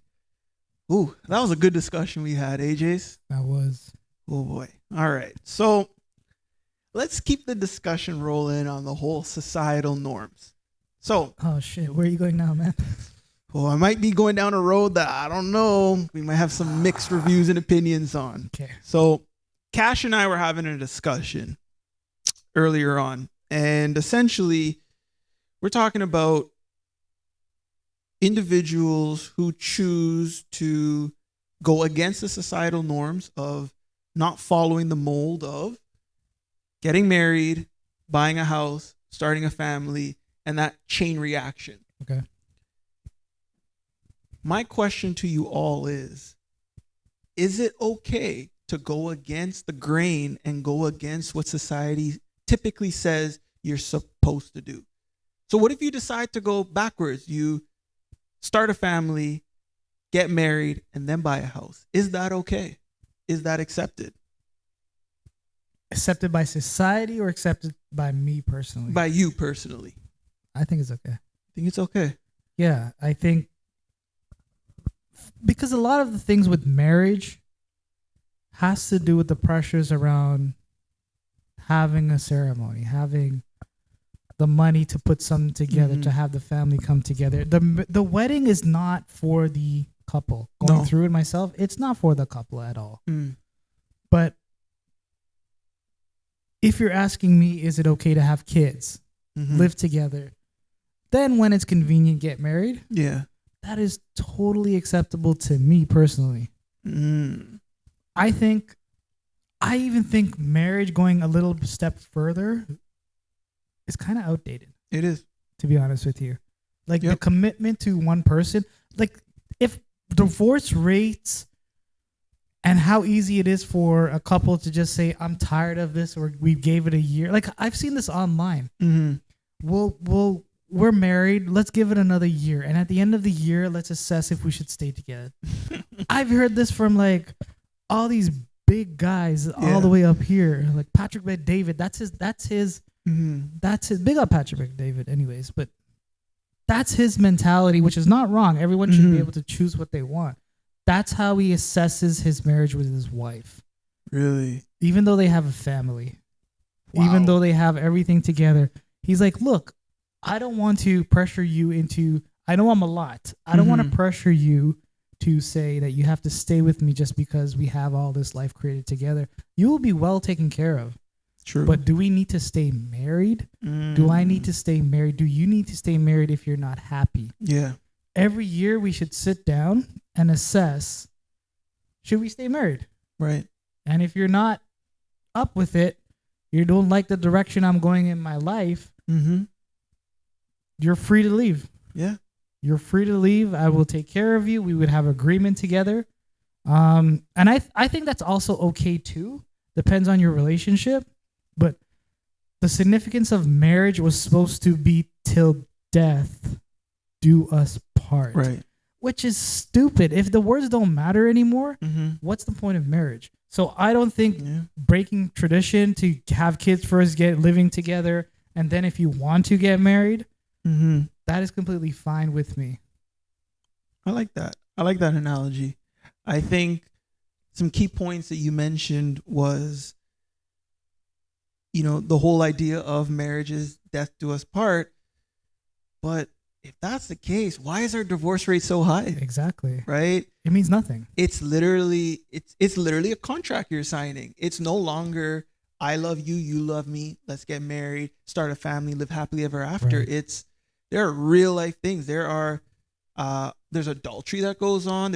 We live in a world where lives are affected by financial struggle. That's the biggest reason to get divorced. And just people fall out of love. That idea of, you'll be married and you'll live with your partner and celebrate your 50th wedding anniversary when you guys are like 80. That's gone. And like too, the financial burden it's almost better to actually do what you're suggesting, having kids living together and then get married if you choose to. Yeah. Because the financial burden that a wedding puts on a couple, even before they started life together, even before starting kids together, is something a lot of couples don't overcome. Like you're already starting a marriage in debt. Yeah. Which is the biggest reason why couples get divorced. Right. Yeah.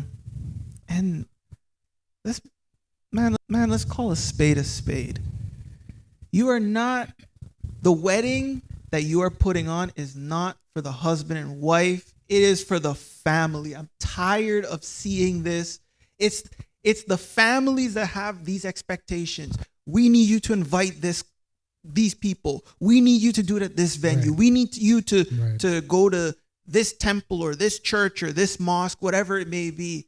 Whatever happened to it has to happen on this weekend, right? Because Uncle X is not available. He's on a trip in Florida. I didn't know he's getting married with us. Right. Like, you know what I mean? It's what does the husband and wife want to do?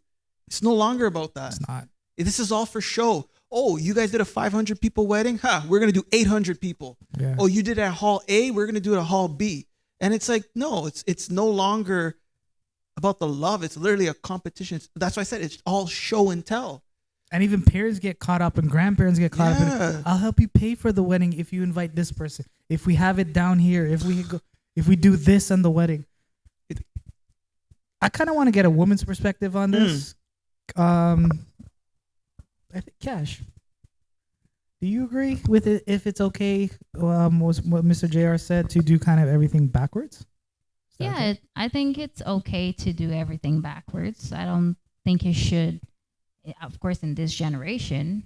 But I believe back then, growing up, the concept of living together before marriage was once considered extremely controversial due to implication of religious mortality. What do you guys think about that? Because I've got people saying, how are you gonna buy a house before getting married, or how are you gonna get a baby before getting married and buying a house? Like, how does that work? Like, It's are you total doing crap. things backwards? It's total crap. You should actually live. I suggest you should actually live with the person, know what they're all about before you actually commit to a marriage to them. 100%.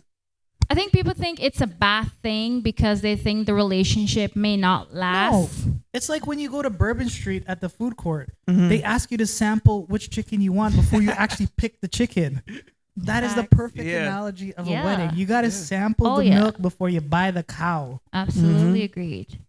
Oh, I don't even want to get into this right now, but we're here. Oh yeah.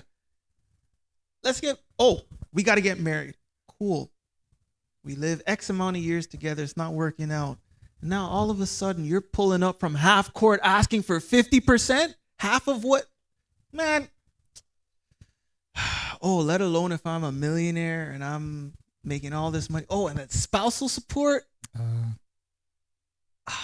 I don't even. And you're responsible for the woman who left you until another man marries her and takes care of her financially.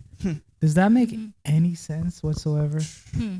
If she chooses not to get married, but she's living with someone, you're paying her spousal support while she's with another man and enjoying life. Yeah. Why? Because the lifestyle that you provided her, you now have to keep up with in her own life. And it's like, that doesn't make any sense to me. Tyrese, oh my God. This man got Dr. Dre. When $20,000 a month, when we were living together, when did you spend $20,000 a month on our child? But you require it now because I'm not there? Jeez. That is nuts. That's why you should actually, I don't know if marriage is applicable or not anymore. You should actually live with someone before you get married. I think that's 100% the way every person in this new generation should go. Just because there's too many risks for a man. Yeah. Too many things for a man to lose in the fact that if you were going to bet on something and your odds was 50%, would you put all of your chips on the table? I think not. No. Hell no. So why would you do that with someone who eventually could take half of everything you've created? And for the women's perspective, right? Like, so if you were the breadwinner, would you risk 50%? Numbers are numbers at the end of the day. Everyone can say, but he's different, but she's different. But the reality of the fact is people change. Of course. Circumstances change. Absolutely. And you're willing to lose half of that because someone says they're tired of you, tired of dealing with you. Oh, I'm tired of dealing with you. But you also got to give me half of what you got. No, I don't agree with that. Yeah. You know, and Cash, you mentioned something when you're reading what you're reading there, how, yes, back in the day, I'm assuming, I can't confirm, but I assume most religions say you need to no sex before marriage. Yeah. Sex is used to, to conceive a child, right? And, it's a practice that you should get married, not common law, not boyfriend, girlfriend, you get married, you start a family. But in my honest opinion, though, and this goes for a lot of religions, a lot of these things are dated concepts, though. It's still happening, though. Yeah, it's because still happening. Yeah, but at the same, yes, it's still happening. But are they doing it for their best interest, or are they doing it for their religion's best interest? What does the intended husband and wife want? Right? Some husband dog themselves around and they want a woman that never had sex before. Fine, that's totally cool, right? And go get married, go live happily ever after. But I think my point that I'm trying to make is,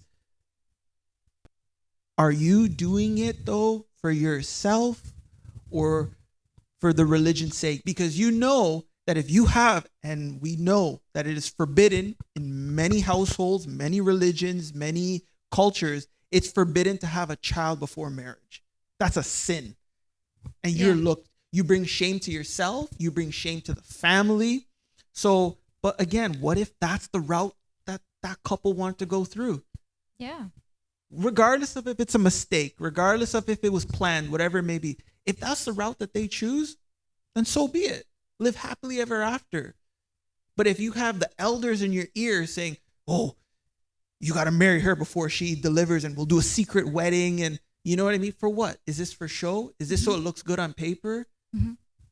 Let's remove the elders and the other family members from the equation, and let's focus on what if that's what they don't want to do? Because I think they have it all planned in their head. You need to marry at a certain age. Like we talked about in the last episode, where the age and days and whatever the case may be, like you need to get married by age 30. You need to have a child before age 40. Well, you kind of do from a woman's perspective if you're going to have a child. Correct. Fertility reasons, reproductive reasons, yes. But like, what if you're financially and mentally not there, but your family's like picking on you for you to get that done? Like, you need to. Like, it's really hard. Well, I will turn and say, would you like to conceive the child for me? But a lot of them do put pressure on. Yeah, they do to have kids. Mm-hmm. Because again, selfish reasons. Let's take it a step back to the beginning of time. Not necessarily beginning of time, but your last name identifies who you are. So if we are the Bob family, let's just say, and we have a reputation, if you go about not getting married, you bring shame to the Bob family.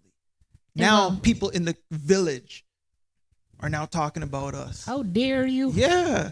It's like, a disrespect. It's a disrespect for a girl to be sleeping with a guy, live home with him, buy a house, live home, sleeping, whatever the case may be, and you haven't married her. They basically look at it is wrong. You shouldn't be like, you're going over to your guy's house, you're sleeping over, you're not proposed to, you guys have been dating for 8 years, and it's just a constant repetitive thing that's happening where it's not decided, and then your family goes, well, you're going over to this guy's house to sleep over, but he hasn't proposed to you yet, so what's going on? Right? And it's like that constant reminder of it's shameful for a woman, for certain cultures to be going over. Yeah, and still today. Yeah, I don't know, but now maybe a few cultures. Oh yeah, few religion probably still there, but I feel like nobody really cares right now. But like in Western society, that's where we've lost the concept of culture. And Eastern, all these developing countries, they have a strong sense of culture, and a lot of them really believe and live this way, right? Some people actually disown their child because of it. Yeah. Like my dad's culture, how they were trained or taught, it was like you have to basically marry first, then have a child, and then obviously buy a house, right? Right. But back then, it was still happening where you're not married, but your mom or somebody got hit up, and you're just like, she's pregnant, and then You just choose to marry after the child, which is okay. Nothing's wrong with that. Can I ask you a personal question about that? Because you mentioned your dad. Yeah. Did your dad get married? My dad, interesting topic. My dad did get married, but he got married after my elder sister was born. Okay. That's what I was told. Was there shame in the family? My grandma didn't like that because my dad wasn't on a mindset of getting married, but for her, that's a cultural thing passed down from her parents that you need to be married because you bring shame to the family. And as JR mentioned earlier, your last name says it all about your family. So did your dad feel like he was forced to be married because of your grandparents? No, his interest was, some guy at a young age. He wasn't interested in getting married. Because he was 19. Okay. But right? That's pretty old and back in the days. True. Yeah. Because people get married at 14, 16. Yeah, my mom was like 16 when they got married. Yeah. Right? And I think my dad wasn't just ready. He was just like, he loved this girl, things are right. But the marriage aspect of thinking of getting married, it wasn't there. Okay. But the thing is with that is, so he kind of went against the grain, right? He went against everyone in that where he had a child in a time where cultural impact was really high intense. Yeah. And he wasn't married. That's what I was told. I was told that he was married after my elder sister. Okay. My eldest sister. So after my mom had my eldest sister, he got married. My grandma was like, yeah, you guys need to get married. But it wasn't the big Hindu traditional wedding because you cannot do the big Hindu traditional wedding after having a child. That's what I'm saying. So did your grandparents kind of force him into getting married? I think so. Okay. So, cool. I will say this. I don't agree with the forcing aspect. I don't agree with you have to do this. Hey, it might go against your wishes, but guess what? It's because of our religion. It's because of our culture. It's because of this. You know me, I'm all for stepping outside of the box and pushing boundaries. Right. So at the end of the day, if that you live life on the edge, man. Right. And that's how you're supposed to live it, though. Jeez. Experience things. Shake up the culture. Upset. Make some people frown. Back in the days, you would have been considered like Achilles or something like that. Yeah. Like, but I'm all for that. You know why? Because without you doing that, society doesn't move forward. Doesn't evolve. We just stay in that box. We don't evolve. Right. So, and I will say this in regard to the religion aspect, because you mentioned the eastern part of the world, the eastern hemisphere, they're still to the core on various religion, cultural, normalities and stuff. But in the Western world, I think religion is going to be a dated concept in 100 years. I don't think so. Canada, America, the Caribbean is going to be very religious. I think there's so much that goes on in our world where religion is just not at the forefront anymore. I think you're wrong on that. Because I think the way the Eastern hemisphere is kind of built is very strong on religion. Like you go to the Philippines, they're all very strong, inherited Catholic, really down to it. But the West influence, I think, is getting resistance because of how crazy it is. Yeah. Like with all of these movements, like with this new kind of I don't even know what to call them, but like it's if you look at Muslim countries or Arabic countries and things like that, they are totally against anything that goes against the grain on that. Yeah. And they're pretty much set in stone of what religion is first before politics, before anything else, and that's how you should live. Yeah, but okay, we look at where the Muslim religion or Islam was, where it originated from, and now everybody has spread around the world to where if you are living in the Middle East and you're a Muslim, you cannot date anyone outside of your religion. But generations travel and go to Canada, go to America, go to and that's the where UK. That's why I say if you want to get away from that, right, Western society is it. But the Eastern society will, I think, always have that stronghold. true. And people will always think that is the right way, wrong or right. Right. It could be, I could be totally off on this, but wrong or right, that will probably be still there thousands and thousands of years.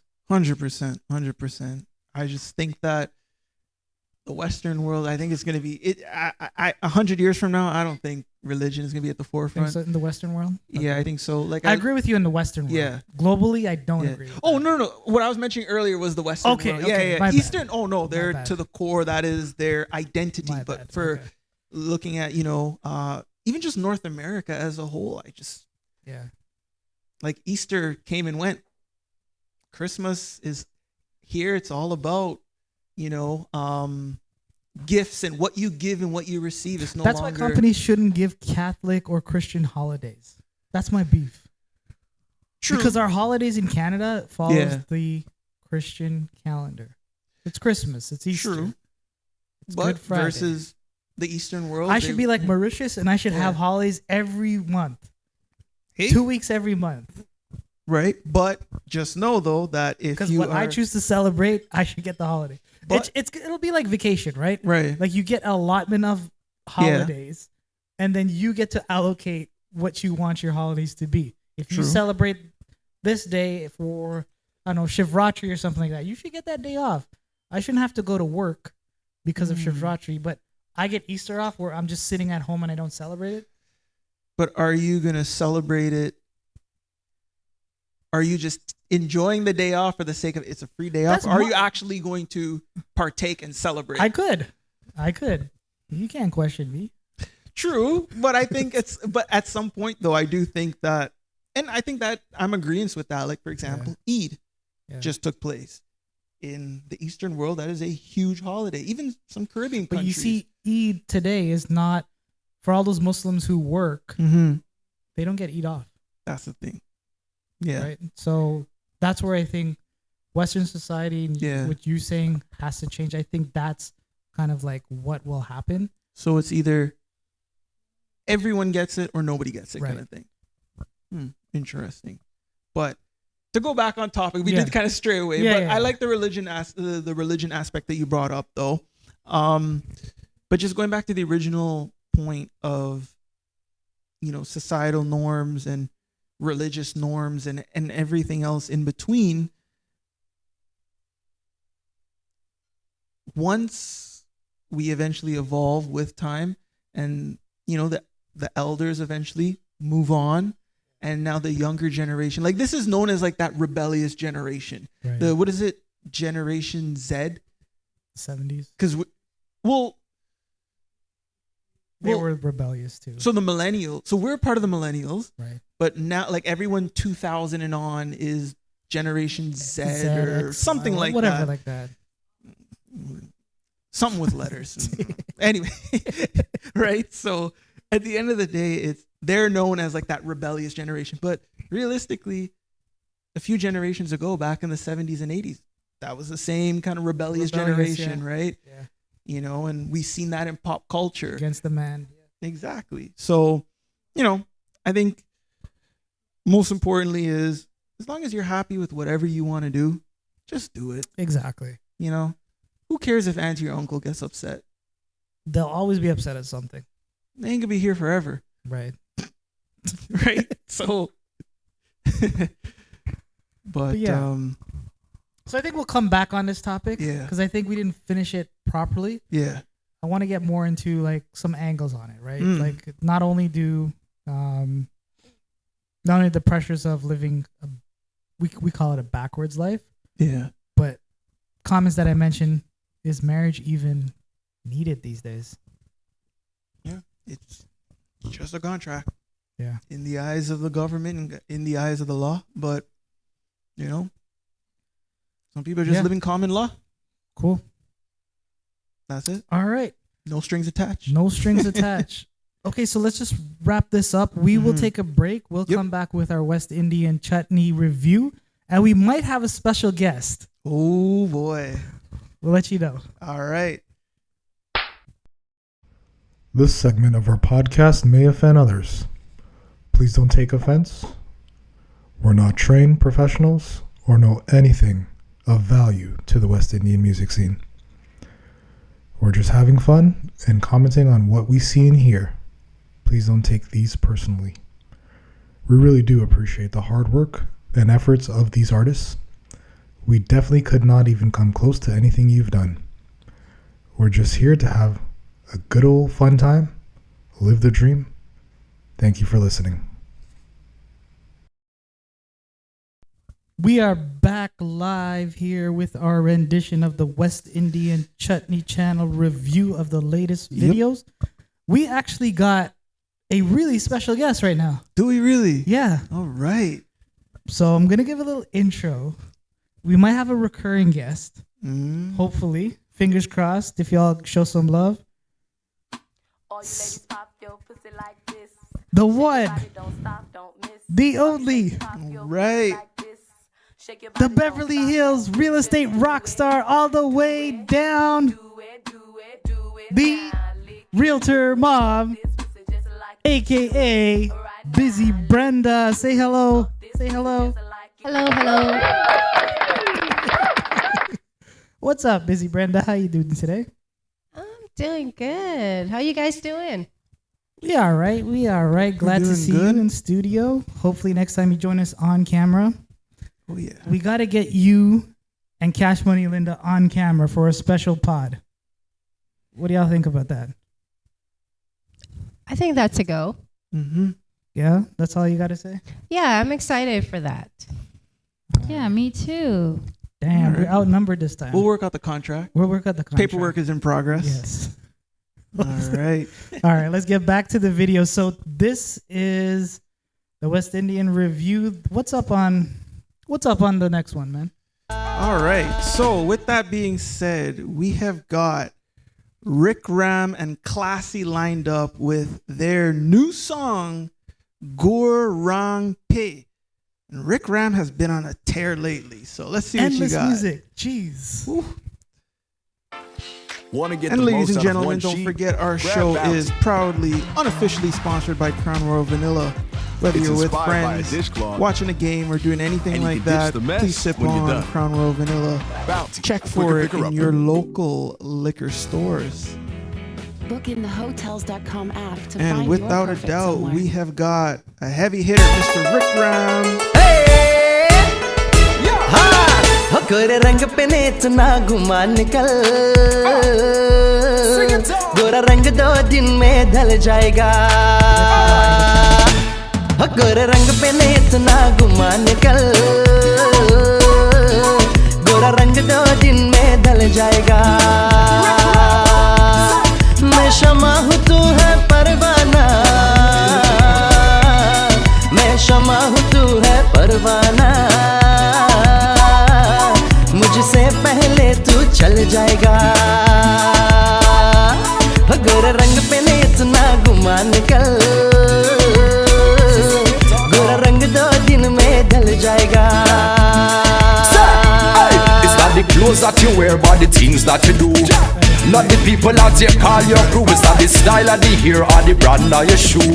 What's in your heart between me and you? रूप मिट जाता है ये प्यार ऐ दिलदार नहीं मिटता हो रूप मिट जाता है ये प्यार ऐ दिलदार नहीं मिटता हो फूल मुरझाने से गुल जाओ सरकार नहीं मिटता क्या बात ही है कोई तौबा क्या बात नहीं है कोई तौबा ये दिल बेईमान में चल जाएगा हो गोरे रंग पे नेचना घुमा निकल हो गोरा रंग 2 दिन में ढल जाएगा Come and say, come and say, come and say, come and say. One life to live it out right. Me say, walk by love, not by eyesight. Me say, fusion man keeping it real tight. With Ram on the left, Classy on the right. आपको है ऐसा इनकार तो है ये प्यार नहीं छोड़ो आपको है ऐसा इनकार तो है ये प्यार नहीं छोड़ो प्यार का All right, and that was Mr. Mr. Rick Ram featuring Classy with their song Gorang Pe. All right. Cash, let's start with you. What's your first reaction and how many mics do you think this deserves? I would rate this one a 4 out of 5. Damn. Oh my God. Hold on. 4 out of 5. Yeah, Please explain. I think I'll listen to it again. Video quality was amazing. I think he sounds really good. Damn. 4 out of 5. Bombakat! For real. All right. Busy Brenda, you want to jump in here, give your rating, your reaction? Yeah. First off, I want to say Rick has been around, that I personally know him for about 23 years. How you personally know him? Just being introduced to official Indian chutney music. So in terms of vibing and music, I would say it's still up there, but I will give it a 3. And here's why I give it a 3. Okay. So first off, Classy, when he's sort of mixing in with the Indian song, he's nowhere in the video. Okay. Maybe right? it's a budgetary so it's like a reason. It's not completely a reason. Because maybe he is in, you saw he's in Florida. Maybe Classy don't have visa to come. Yeah, that could be too. And then the second thing is the video quality was great. I like the whole Miami vibe. The second piece of it is I don't think I would actually listen to this song again. And what did you give it? I gave it a 3. Okay. And I give it a 3 because I've known that he's produced some really top music that actually you could really jam to it. I just thinks this one was a little bit off. Okay. And so that's why I give it a 3. Damn. All right.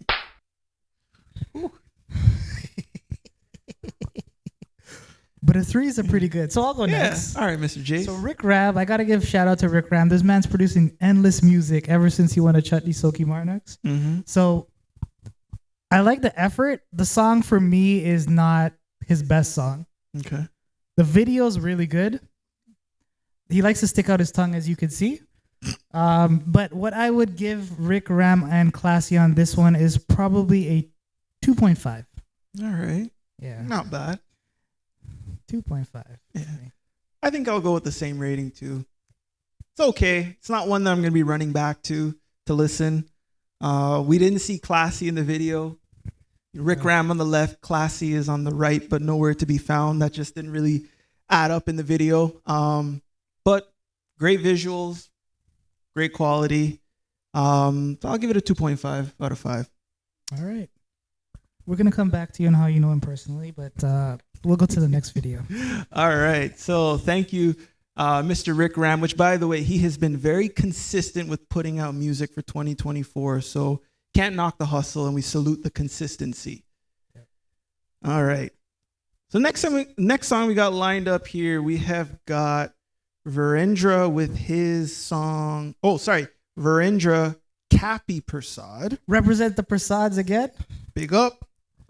And his song is Masafir Yikai. Start again. Let's just get into it. No, I want to hear you start. Okay, hold on. We got, Virendra Kapi Prasad with his song Masafir Yikai Hu Gata Ray. All right. That works for me. May have butchered it, but hey. Let's see what we got. Yeah, in the band.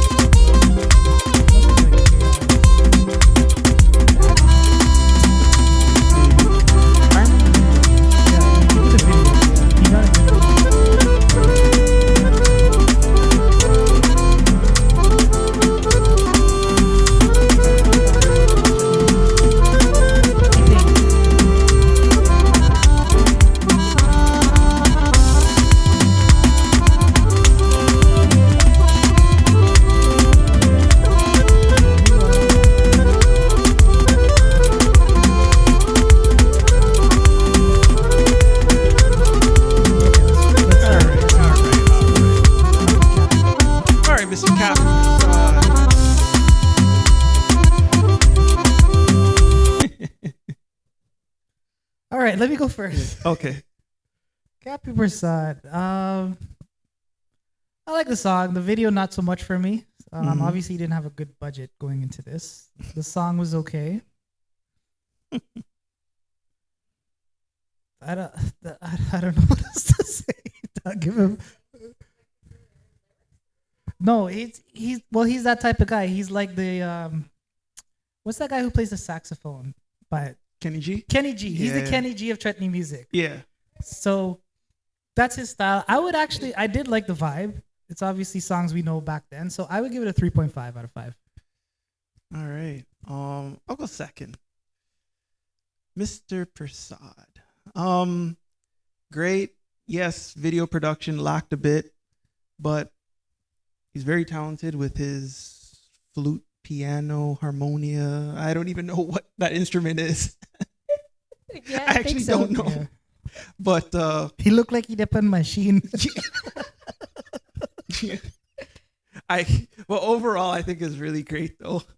He's very talented and just salute Cappy. I'll give him a 2.5 out of 5. All right. Next. I can go next. For this one, I'll rate Uncle a little bit more easy. I'll give him a 3 out of 5. Did you like the video? No, I think the video just lacks some, like, the quality is not that clear. Jeez, just because. And for that, that's why I gave him a 3. But you like the song though. I didn't listen to the full thing, but I'm giving him a 3 out of 5 for effort. All right. Poor thing. Poor thing. Sympathy vote. Busy Brenda? Yeah, I think this one for me is 2.5. I gave him a lot of credit on the instruments. It's more of like an instrumental type of vibes. And I guess a lot of talent, because I don't even know what the instrument's called. Let's call it a blowing harmonica. Blowing harmonica. Or in Jace's words. So I think for that and just being talented and actually having the song blending with playing an instrument at the same time, I think a 2.5 for effort. And it is an older song. Okay. All right. Thank you very much, Busy Brenda. We will go to our next video. All right. Thank you, Mr. Cappy. All right. So while we're looking for our next video here, curry duck. Is it duck curry or curry duck? Definitely curry duck. Definitely, 100%. Exactly. That's why when you order a chicken burger, you say, "Can I have a burger chicken?" All right. By the way, if y'all want to hear a Chutney song released by your very only, right here, link in the comments. Give me a like. Let me know. I am the. No, we did this one. We got to get rid of the man who don't wear a shirt. All right, there we go. There we go. Oh, God.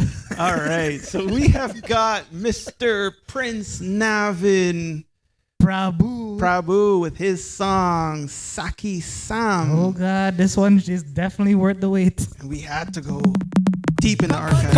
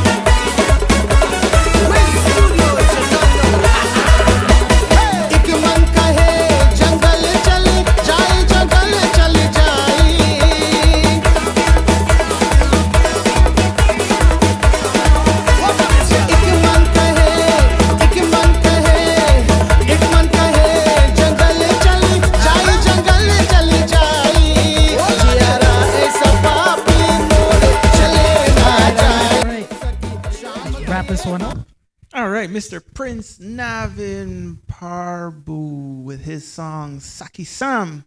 I like to go last on this one. Ooh, so right. Maybe we can go to JR. You want to go first? All right, let's do it. Mr. Prince. I liked it. I like the video. I like the outfits. His gold and blue suits. I thought they're very interesting, unconventional, yet very attracting. It catches your eye.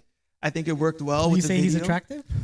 No, it attracted my eyes to the video, not attracting my eyes to him. But I think it's great because there's minimal stuff going on. He only had 2 dancers and it's just him. Right. That's it. There is no John Jot, no nothing going on. And his hair. That's definitely catching your eye. Yes. So I think overall it was good. I like the song. It's not something I'll listen back to, but in the moment I thought it was pretty cool. So Mr. Prince, I'll give you a 3 out of 5. Oh, damn. Let's go to Busy Brenda. You saw it. How do you feel? Yeah, I actually think I'm going to rate this one a 2.5. Oh, my God. Can you tell us your reasons? Okay, so the positives. The song does have a catchy chutney vibe. I just think it was just too still. Like, it's one thing kind of doing the same thing repeatedly. Okay. I did like the backup dancers. They kind of bring a little bit of flair to a Caravana drive vibe. So they came with like these. They came with energy. Yeah, lots of energy. Mm-hmm.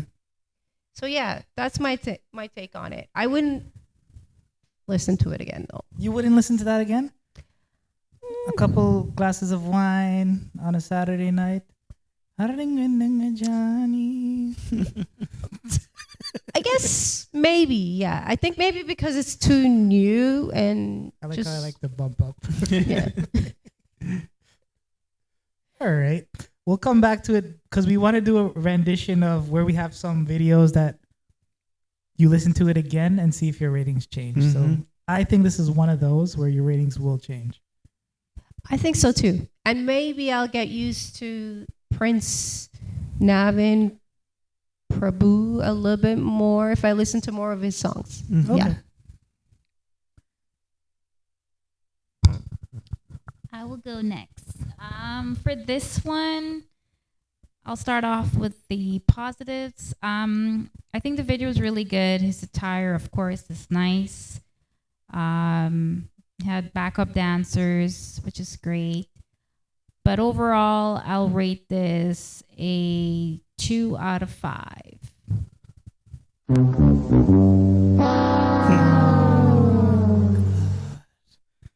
So what were the negatives? Oh, I don't think I'll be listening to this again. Really? I feel like his lyrics is a little bit too off. Oh my God. Yeah. Did you like his outfits? Yeah, I did talk about his outfits. His attire. All right. Thank you. So this is why I have shades for you, who gave this guy a bad rating. Was this a sin back? Nope. It was his original song. Really? Right? It was not a sing back. Okay. Second of all, the man put effort into the video. Regardless of his hairstyle, the hair matched the suit. That's true. And he had the backup dancers. And this is a song that actually sounded really good. I liked it. So I am actually giving this my first 5 out of 5 on the West Indian channel. Prince Navin Prabhu, Saki Sab. You go, boy. You release more music. I got you on this one. This is one I know I can have fun having some rum, coke, and pork and listening to Saki Sab. Wow. 5 out of 5. 5 out of 5. An There original should be some confetti blazing or something flying. song. Yes.